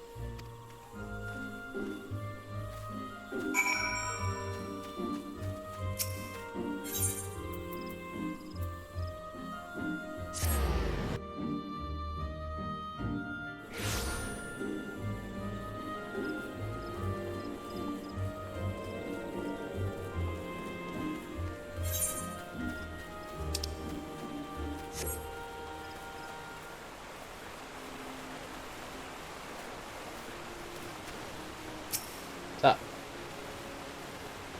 my thanks for coming, Scion. Doubtless the commander has informed you, but we have unmasked the Ivy. From this point on, we must proceed with extreme caution.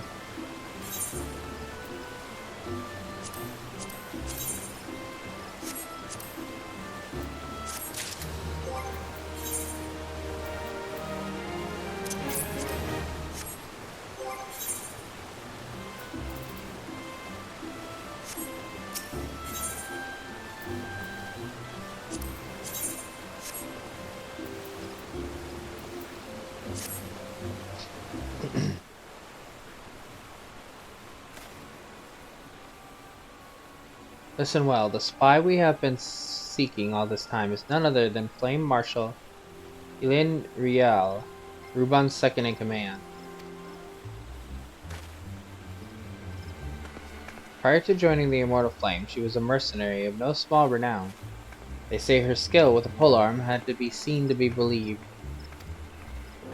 Of Ishgardian birth, she is high-ranked foreigner in the Immortal Flames, barring the Flame General himself, of course. When he formed the Grand Company, Ruban chose people based on their worth. Whence they hailed was of no interest. The monetarists saw things differently. However, having funded the enterprise, they reserved the right to reject candidates nominated for high-ranking positions. And 'twas no secret they did not favor foreigners, Ishgardians especially after the way the Holy Seal forsook the alliance. Yet the monetarists did not raise so much as a murmur, protest when she was appointed to her post. Passing strange, is it not? Could it be that the Ivy has some hold over the monetarists?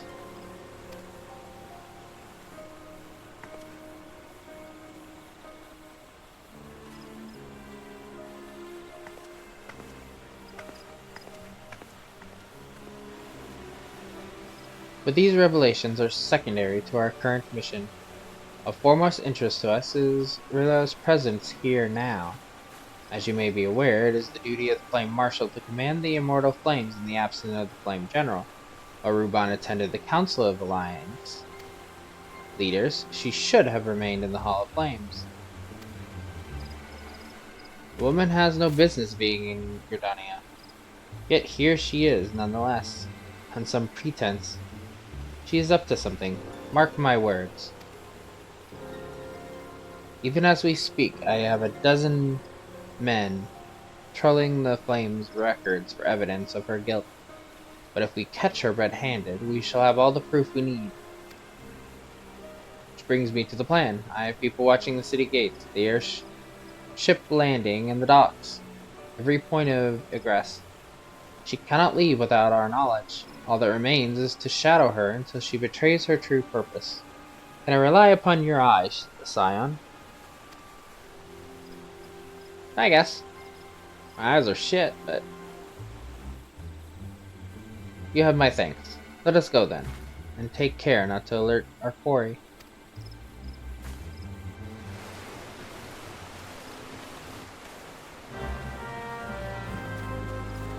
Hey, hey, quarry! Quarry, we're coming after you!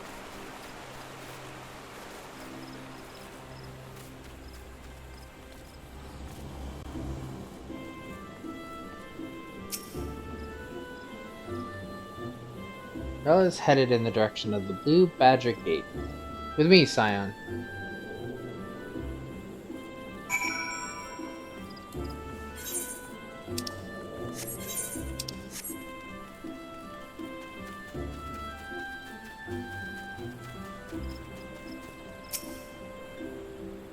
So, she has entered the Carline Canopy, meeting someone perchance.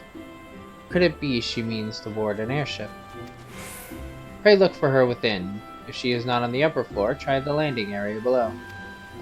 One of mine is stationed there, and she may have seen something. Hemi is her name, however you say that name.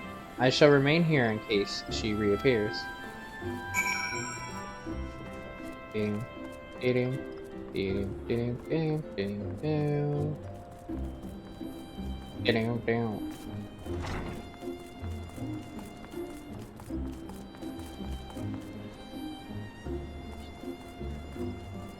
Did you see her? Lady Lovecraft, such an unexpected pleasure. What brings you here? A social visit, you say? How pleasant. No, she didn't come this way. I've noted every passenger. None bore any resemblance. But don't let me keep you.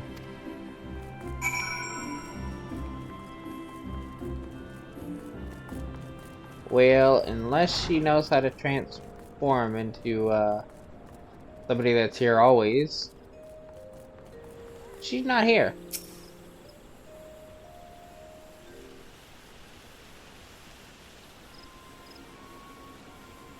Nowhere to be seen, you say? And you're sure she did not board an airship? Unless your person's wrong. She did not come back out, either. Where in the seven hells could she have gone? The roost! How could I forget?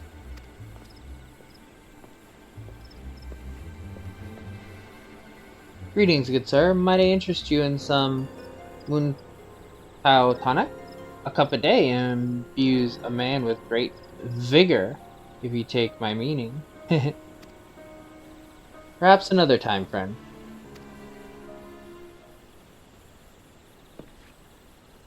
Wait, that necklace. You're a shinobi of Doma. The woman you seek has left Gridania by the way of West Shore Pier. She was attired as a merchant, but these eyes are not so easily deceived.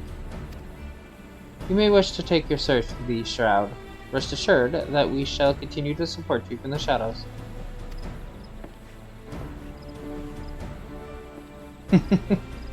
Thank you, Yagiri. Thank the 12 for the Domans. Were not for their unique talents, she would have disappeared without a trace.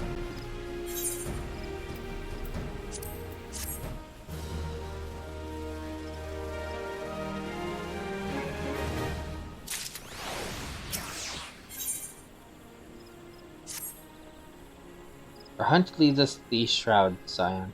I suggest we follow her example and take the ferry from West Shore Pier. You'll doubtless wish to make certain preparations. see to them while I go on. I shall wait for you at Sweet Bloom Pier.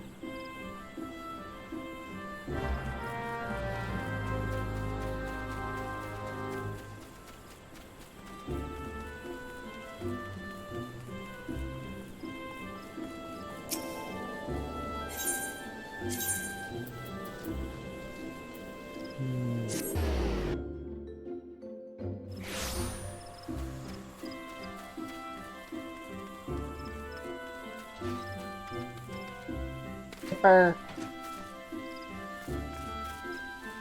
Take that.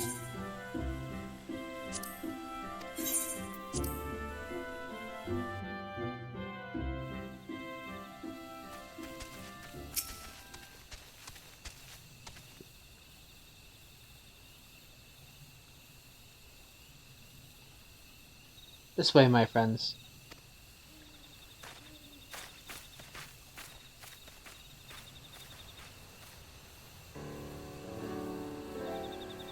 Your quarry makes for a Hawthorne hut. If she is truly the one we seek, we can expect that she means to make contact with her Guardian masters there. An explanation is in order. You are no doubt aware that the Guardians have their own method of communicating over great distances. While our ingenious friends at Guardian Ironworks have provided us with devices which disrupt these communications, and we have installed them around the city-states. In doing so, we have made it difficult for Imperial agents to correspond with their masters.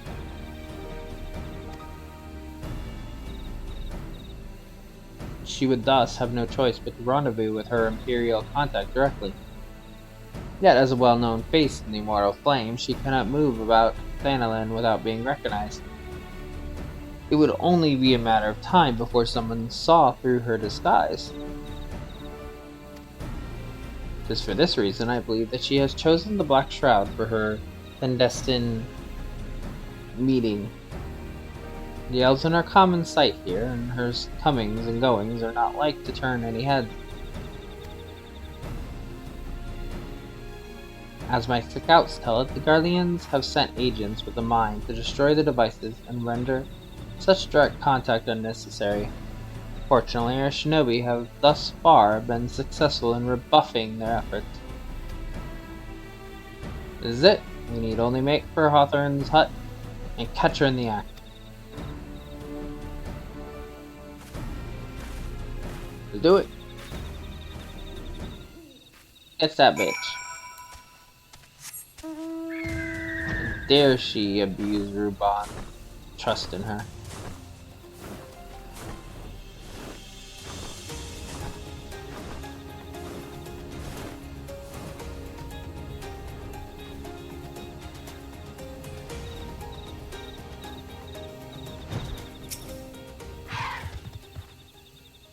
My people report that our quarry has departed for the Bramble Patch.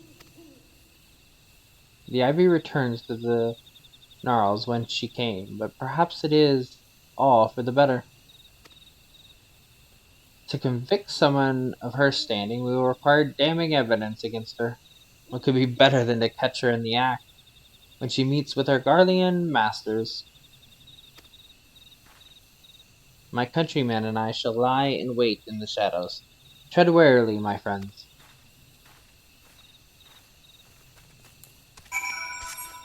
Because you were geary at the Bramble Patch.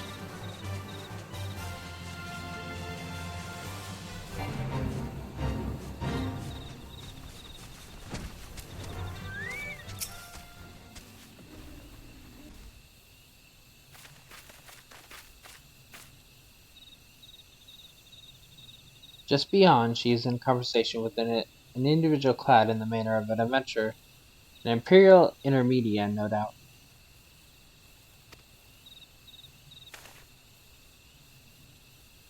This is it, with me!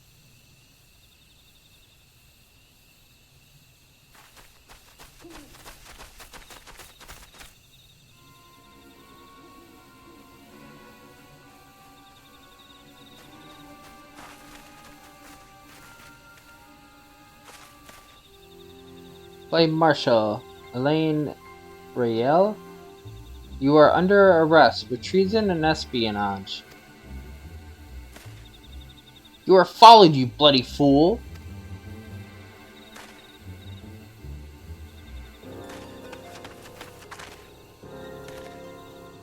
Damnation!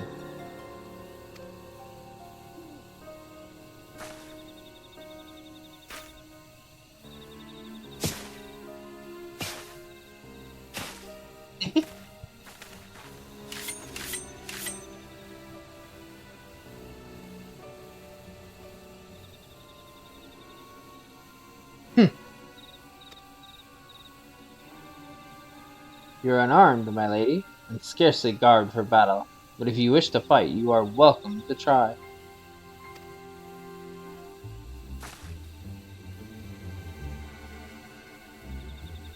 What is the meaning of this, Captain? Would you arrest me for strolling in the Twelvewood? When last I looked, that was no crime, and neither was conversing with passing strangers. You would feign ignorance, then? Very well. If you do think of something to say, there will be plenty of time to say it later. Now, come quietly, or I shall make you wish you had.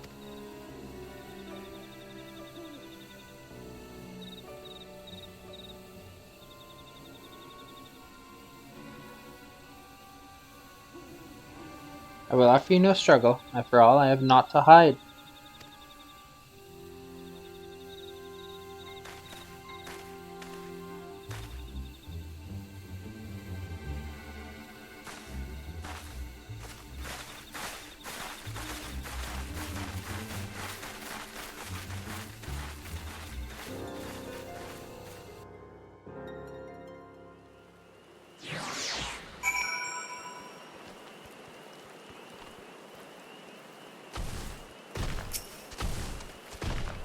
Even a warrior of her renown could not have hoped to escape by force. Despite her claims, her surrender does not bespeak innocence, but an awareness that her position is untenable. With the ivy thus uprooted, it is to be hoped that the tendrils she intertwined around the immortal flames will gradually wither and die. Mayhap then the people of Adal will have the grand company they deserve. But let us speak of the present. If I may ask, what will you do now, Lily? I don't know. I had shit to do. Will the Scions seek a way into Iceheart's sanctum? Then I dare say you are eager to return to the Rising Stones. Pray do not let me keep you. Fear not, my countrymen and I shall tend to the aftermath. You need not waste your talents here. And speaking of talents, have you considered training in the art of the shinobi? You have the aptitude for it, I believe, so please give it some thought. Till next time, my friend. I mean, I have the class that turns into the ninja.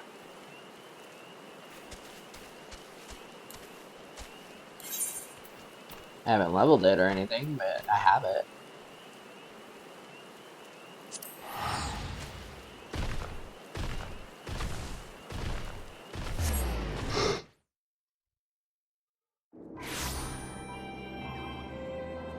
So for some weird reason, and I'll always think this is weird,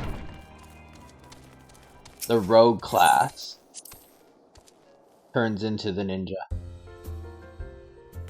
It just seems like, while sometimes they have like similar things, a rogue and a ninja is not the same to me. Like I get like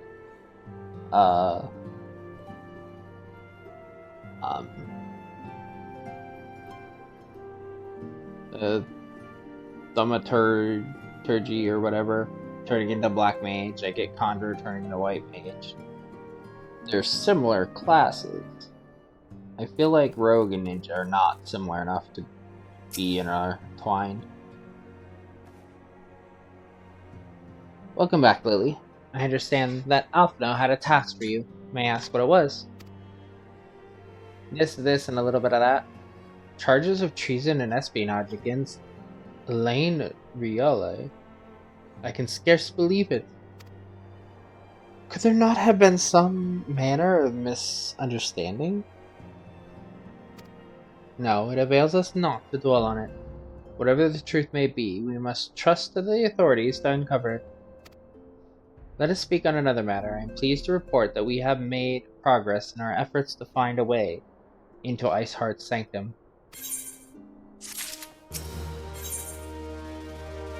A simple plan. As you may recall, Iceheart used the Etheorite in the depths of Snow Cloak to teleport a short distance to the west, most likely to a sanctuary of some description. It is there that we suspect she means to summon Shiva, using the crystals she stole from House Batum's caravan. The heretics believe that they are bringing about the second coming of their patron saint, but if, as we suspect, they mean to hold a summoning ritual of the kind employed by the Beast Tribe, it seems likely that the result will be something more akin to a primal. Suffice it to say, they must be stopped. And stop them we shall. But first, we must surmount the obstacle that Iceheart has placed in our path. Ordinarily, it would be a simple matter to tap into the established Ethernet, and thereby follow our quarry. However, despite our best efforts, we have been unable to ascertain the position of the Etheorite, to which she teleported. Our prevailing theory is that she destroyed the second Etheorite upon arrival. A reckless, desperate measure, but also an effective one. After discussing the matter at length with the Ranjay, we have concluded that we lack the expertise to develop a solution. Which is why we have called upon the aid of one who does possess such expertise. A colleague of ours who is currently en route to Revenant's Toll from Charlian. She should be arriving within the hour, in fact. Since you are here, mayhap we could welcome her together.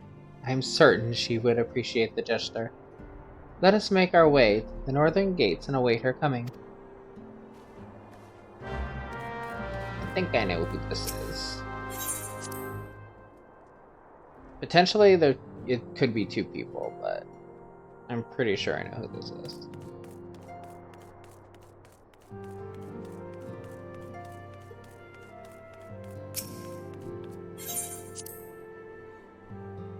The other one shows up later, I'm pretty sure, so. Pretty sure it has to be the first one that I can think of.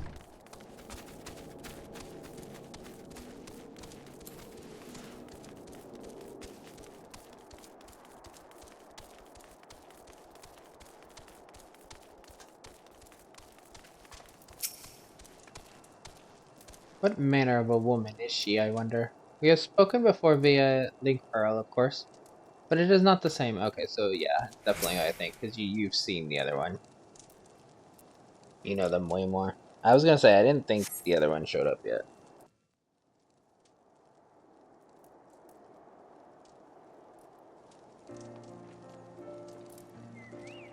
I don't remember how to say her name offhand, though.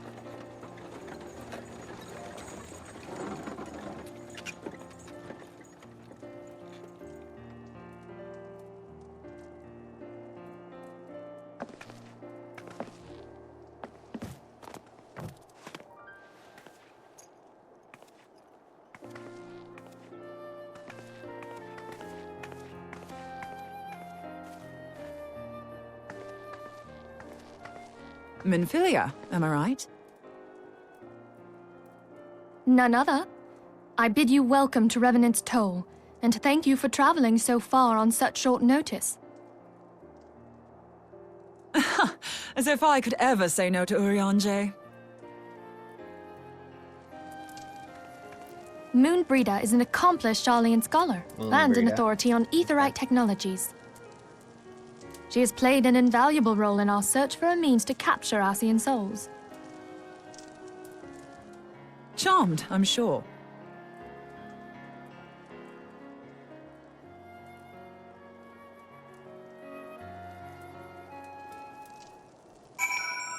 Hey, Moonbreeder. We're an outpost in an ether-rich wasteland. This place is a good deal livelier than I expected. This goes to show that you never know until you know. Let us return to the Rising Stones at once, then. We have much to discuss.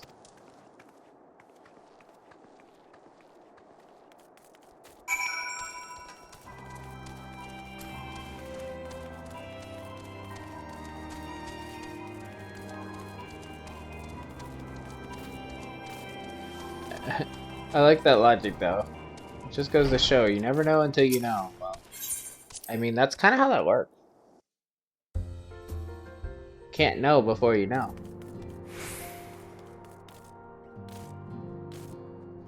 You may think. You may assume. You can't know.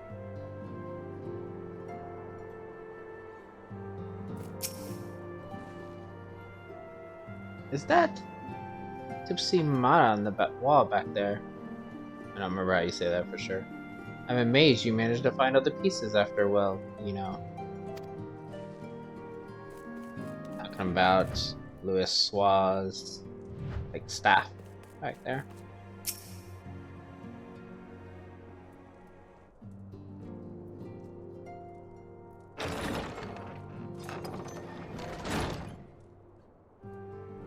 Moon! Gods, it's been ages! Oh, longer, sister.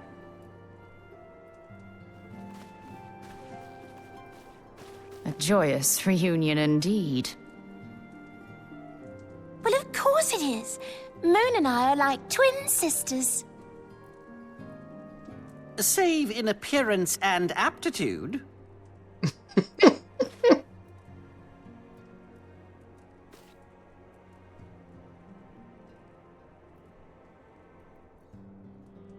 Everyone, if I could have your attention.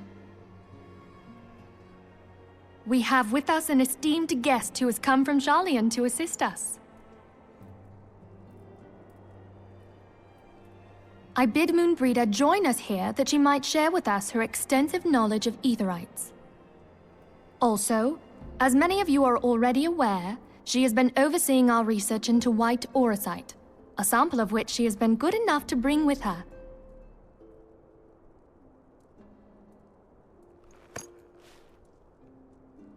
Well, I had to come, didn't I?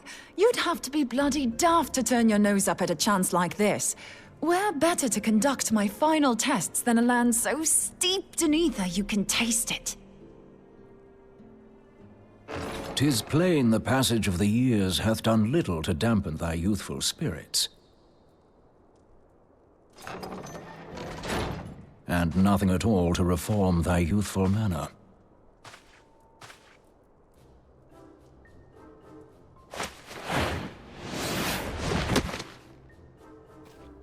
Oriange, where in the hells have you been hiding? Unhand me.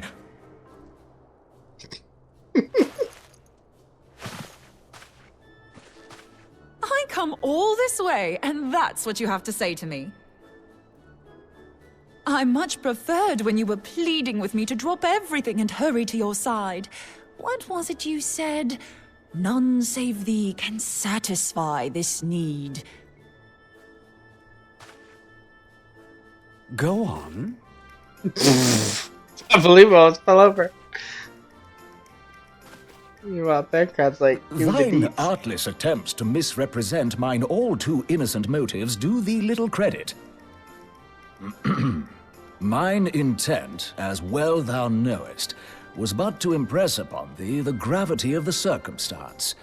Lest thou doubt, a deiform entity shall shortly be summoned, save if thou and no other grantest my compeers thine aid.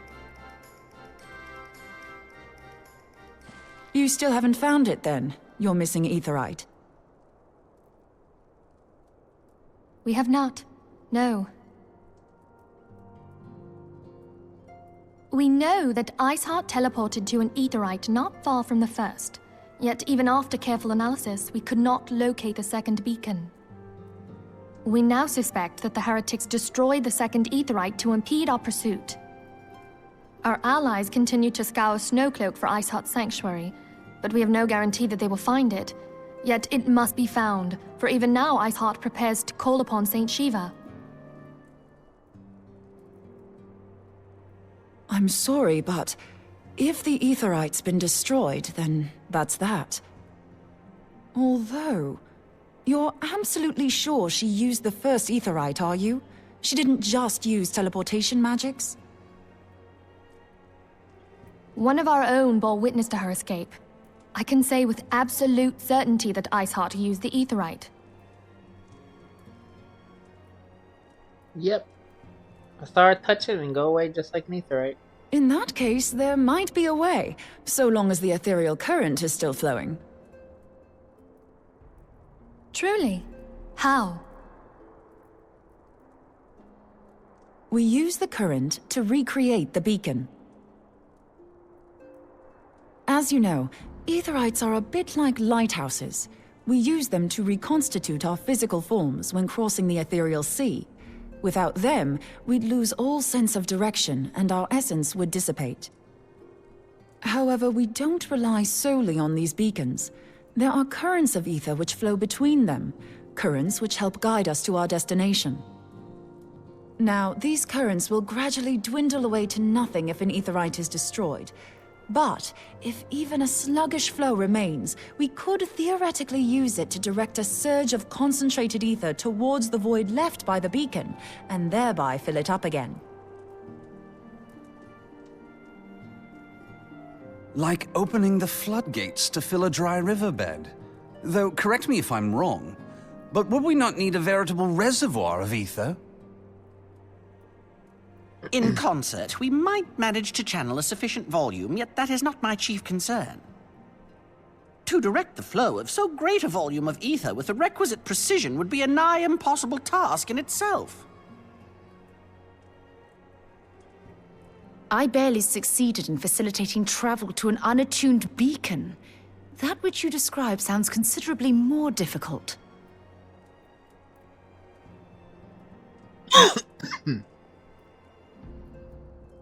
And dangerous. Every person who has attempted to teleport in this fashion has died in the process. They, however, did not have white aura sight at their disposal. I can use it to channel all the ether you can give me into the Aetherite.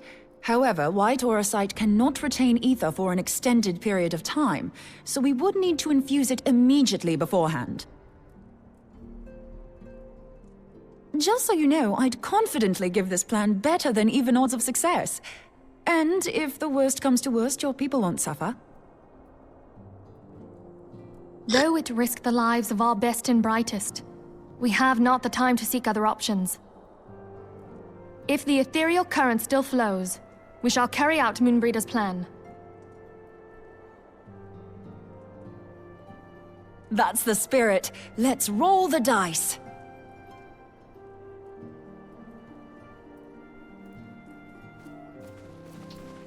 No, what doesn't kill you makes you stronger, so hopefully this won't kill us.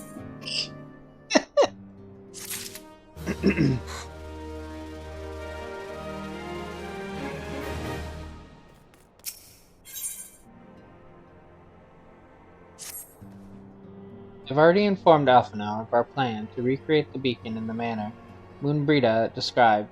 He agreed that despite the inherent danger, it represents our only hope of success.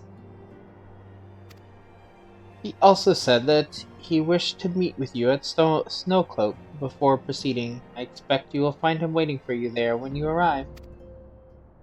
I want you to know that I appreciate everything you have done on our behalf, Lily. I have faith you will return to us, as you always have.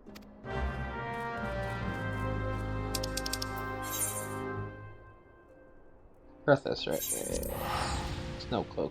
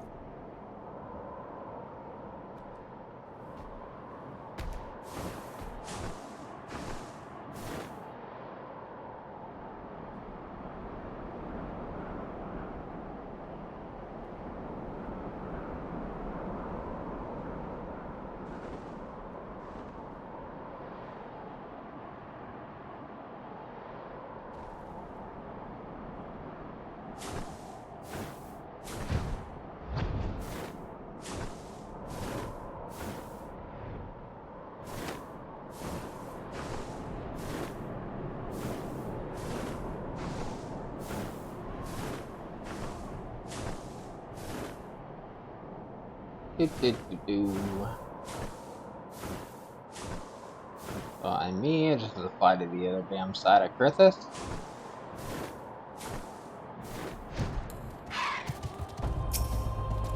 Unbrida. Trust in the power of the white Urusite, Lily, and in me, of course.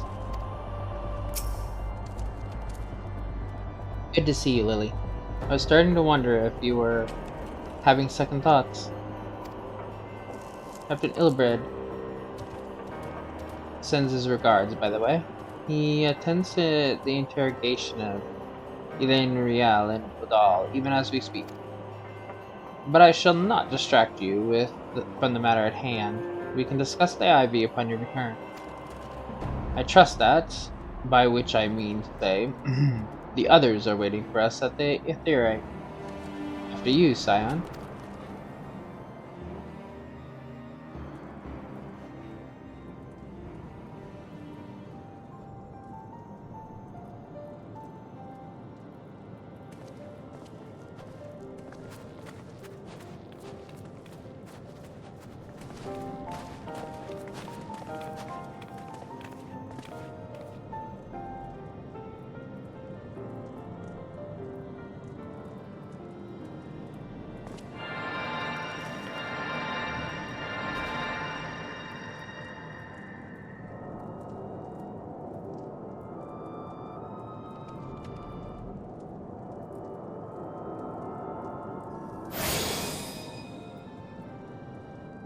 There, it's ready.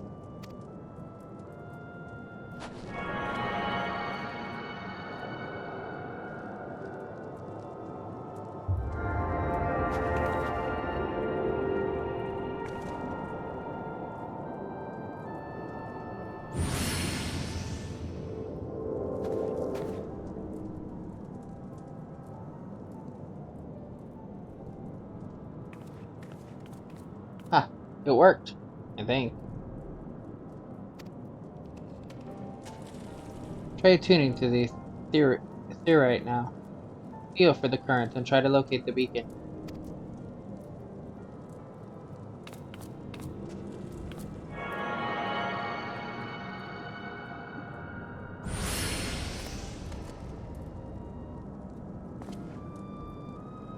We have done all we can, Lily. For now, let us withdraw.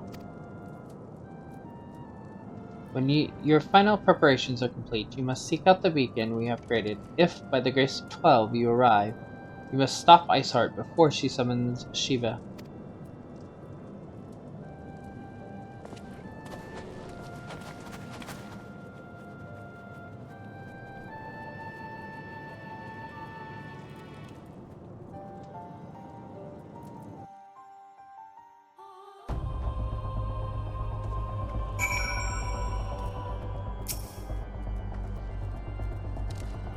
I have a mind to join you, but Aranje made me promise I wouldn't. Apparently the thought of me becoming Shiva's thrall was too much to bear. As if I'd give her the chance. We cannot ignore the possibility that our actions have alerted Iceheart to our plan. Should that be the case, she may attempt to hasten the completion of the summoning ritual, and if she succeeds, you will have little choice but to face Shiva in battle.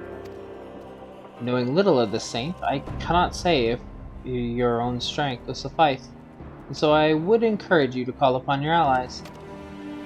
Some may have reservations about waging their lives on the success of Moonbrida's experiment, but others will surely agree that desperate times call for desperate measures.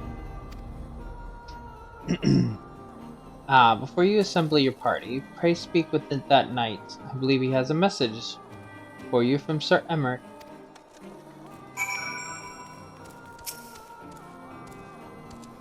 Madam, Sir Emmerich regrets that he cannot be here in person, and asks that I read to you this letter. Ishgard faces an unprecedented threat, yet in her hour of need, it is not her knights who stand posed to defend her. Lily Lovecraft, the warrior of light, savior of Eorzea, your deeds this day shall not be forgotten. Where others would flee, you choose to remain. Where others would falter, you rise to the challenge. Where others would use their gifts for selfish ends, you wield yours in the service to a greater good, or a greater cause. May Helion bless you with good fortune and see you safely home. Amphitheater.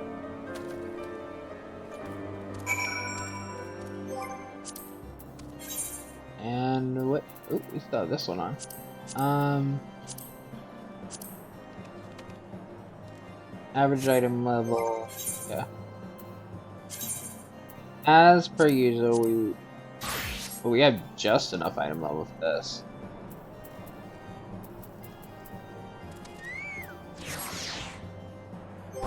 Let's switch to DPS.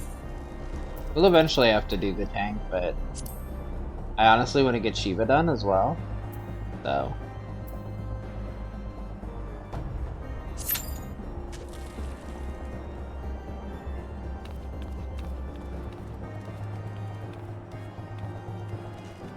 I just don't feel like I said, I don't trust myself tanking yet.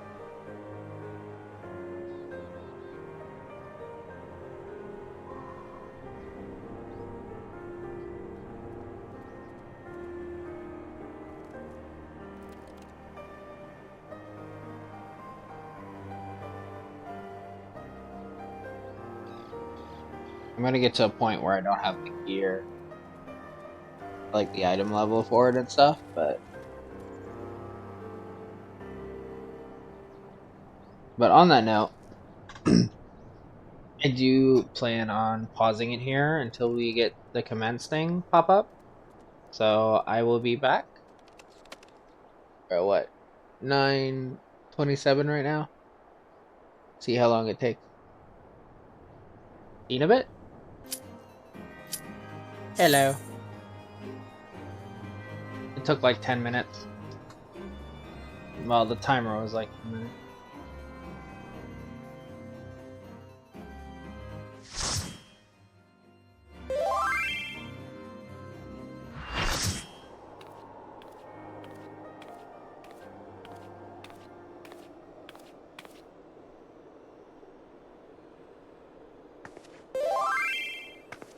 You should never have come here, warrior of light.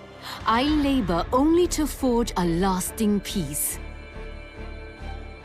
A peace you would deny us out of ignorance and blind faith. No matter. If it is our fate to be at odds, then it is mine to strike you down. We whom gods and men have forsaken shall be the instruments of our own deliverance. Partake of my flesh. Fill this vessel with your light. Walk amongst your brothers and sisters once more. Oh, Saint Shiva, still the hatred within our hearts and bless us with eternal grace.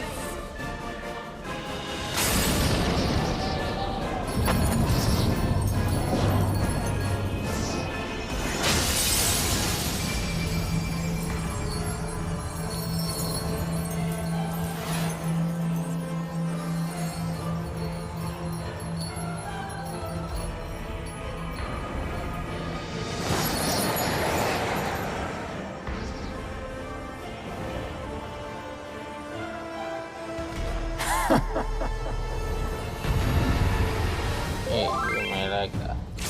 You a bit.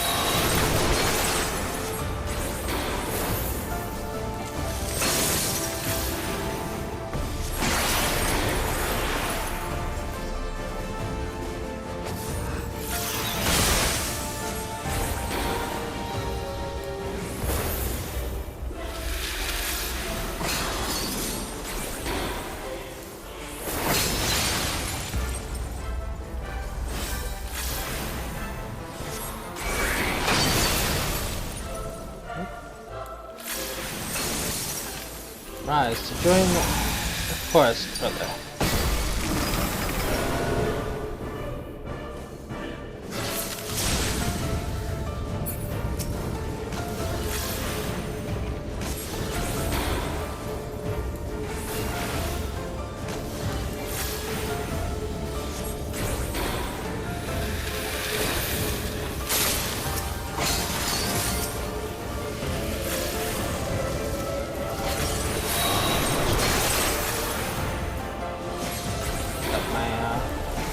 Little casting.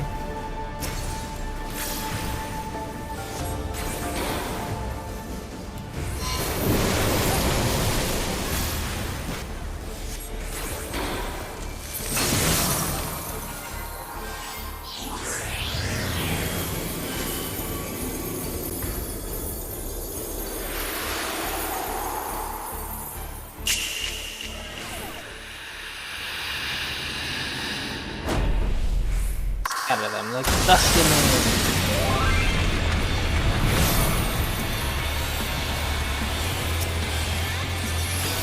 Then we have the music from Shiva picking up.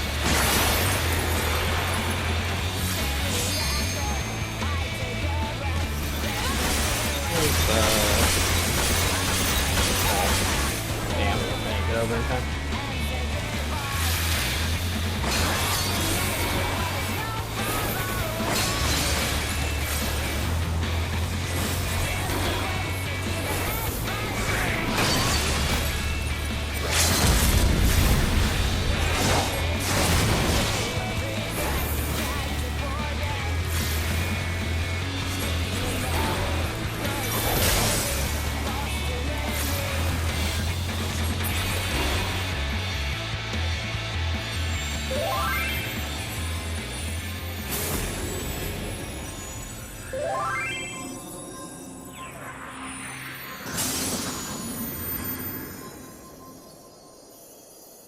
I like how it just like starts jamming out.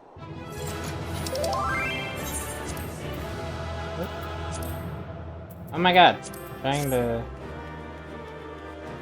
get the one of them. Oh, I got 3. They must see. I think a lot of people do to like beginner characters because there's like titles and stuff. I think to get player accommodations. So they tend to, some of them do it the newer, and since I'm watching the cutscenes, it proves they probably assume I'm a newer player in general. Fool. Blind, bloody fool.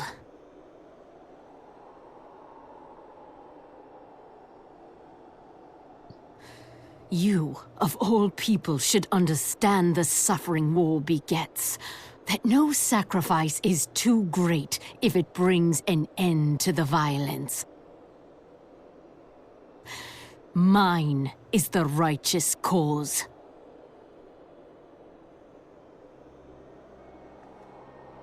You fight in a war you do not understand. A pawn of liars and schemers. And they are no less ignorant than you, following the creed of their fathers without question, never thinking to ask why. Trapped in a delusion of their own creation, and blind to the truth.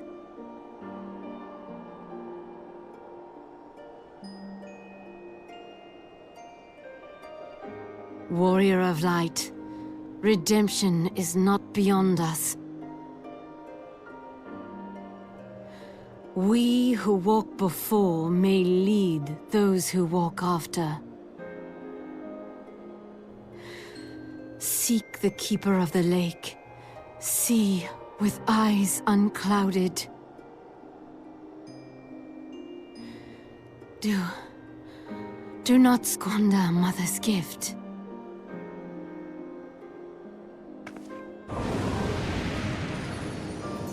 Hear, feel, think.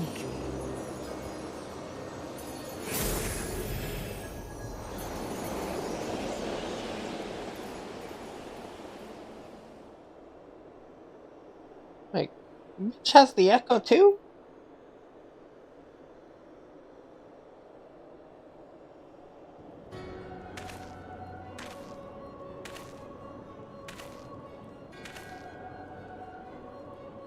And so the vessel withdraws, a predictable outcome.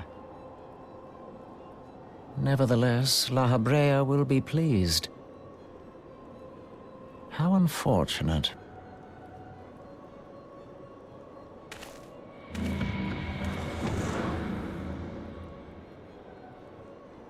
Always an Asian up in our faces somewhere.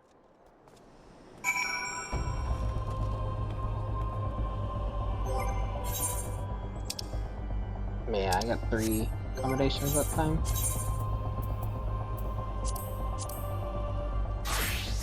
Sit back to our main class. When Brita, it worked. I'm alive. I'm alive! By the 12, you're alive! I mean, of course you're alive. Why wouldn't you be? Iceheart did what? And you're certain about that, are you? Renians are skilled with glamours, after all. Look, if you say that's what you saw, I believe you. It's just that I've never heard of a primal being summoned like that before. Are you sure you're not injured? Head trauma has been known to cause hallucinations, you see. No? Fair enough. I was only asking. Bitch, don't doubt me! If you ask me, there's naught to be gained from mulling over the implications of your story in the freezing cold. Let's save it for the Rising Stones, eh? I'll get everyone to meet us there. Ah, but before that, you had best pay a visit to White Brim Front and speak with Alphino. He's probably worried sick about you. That, or he's busy playing at politics with the Ishgardians. Either way, I'm sure he'll be delighted to see you hale and healthy. Speaking of which, you don't have a headache or anything, do you? No? Blurred vision? No, no reason. See you again soon. Did you think I have side effects from what you fucking did? Let me, that. I want to get into there. Oh, actually, I'm higher than they. They wouldn't attack me anyway. But I think that's a good note. We beat Shiva. Well, the other 7 people beat Shiva. I was just along for the ride. So, see you in the next one. Like, comment, and subscribe.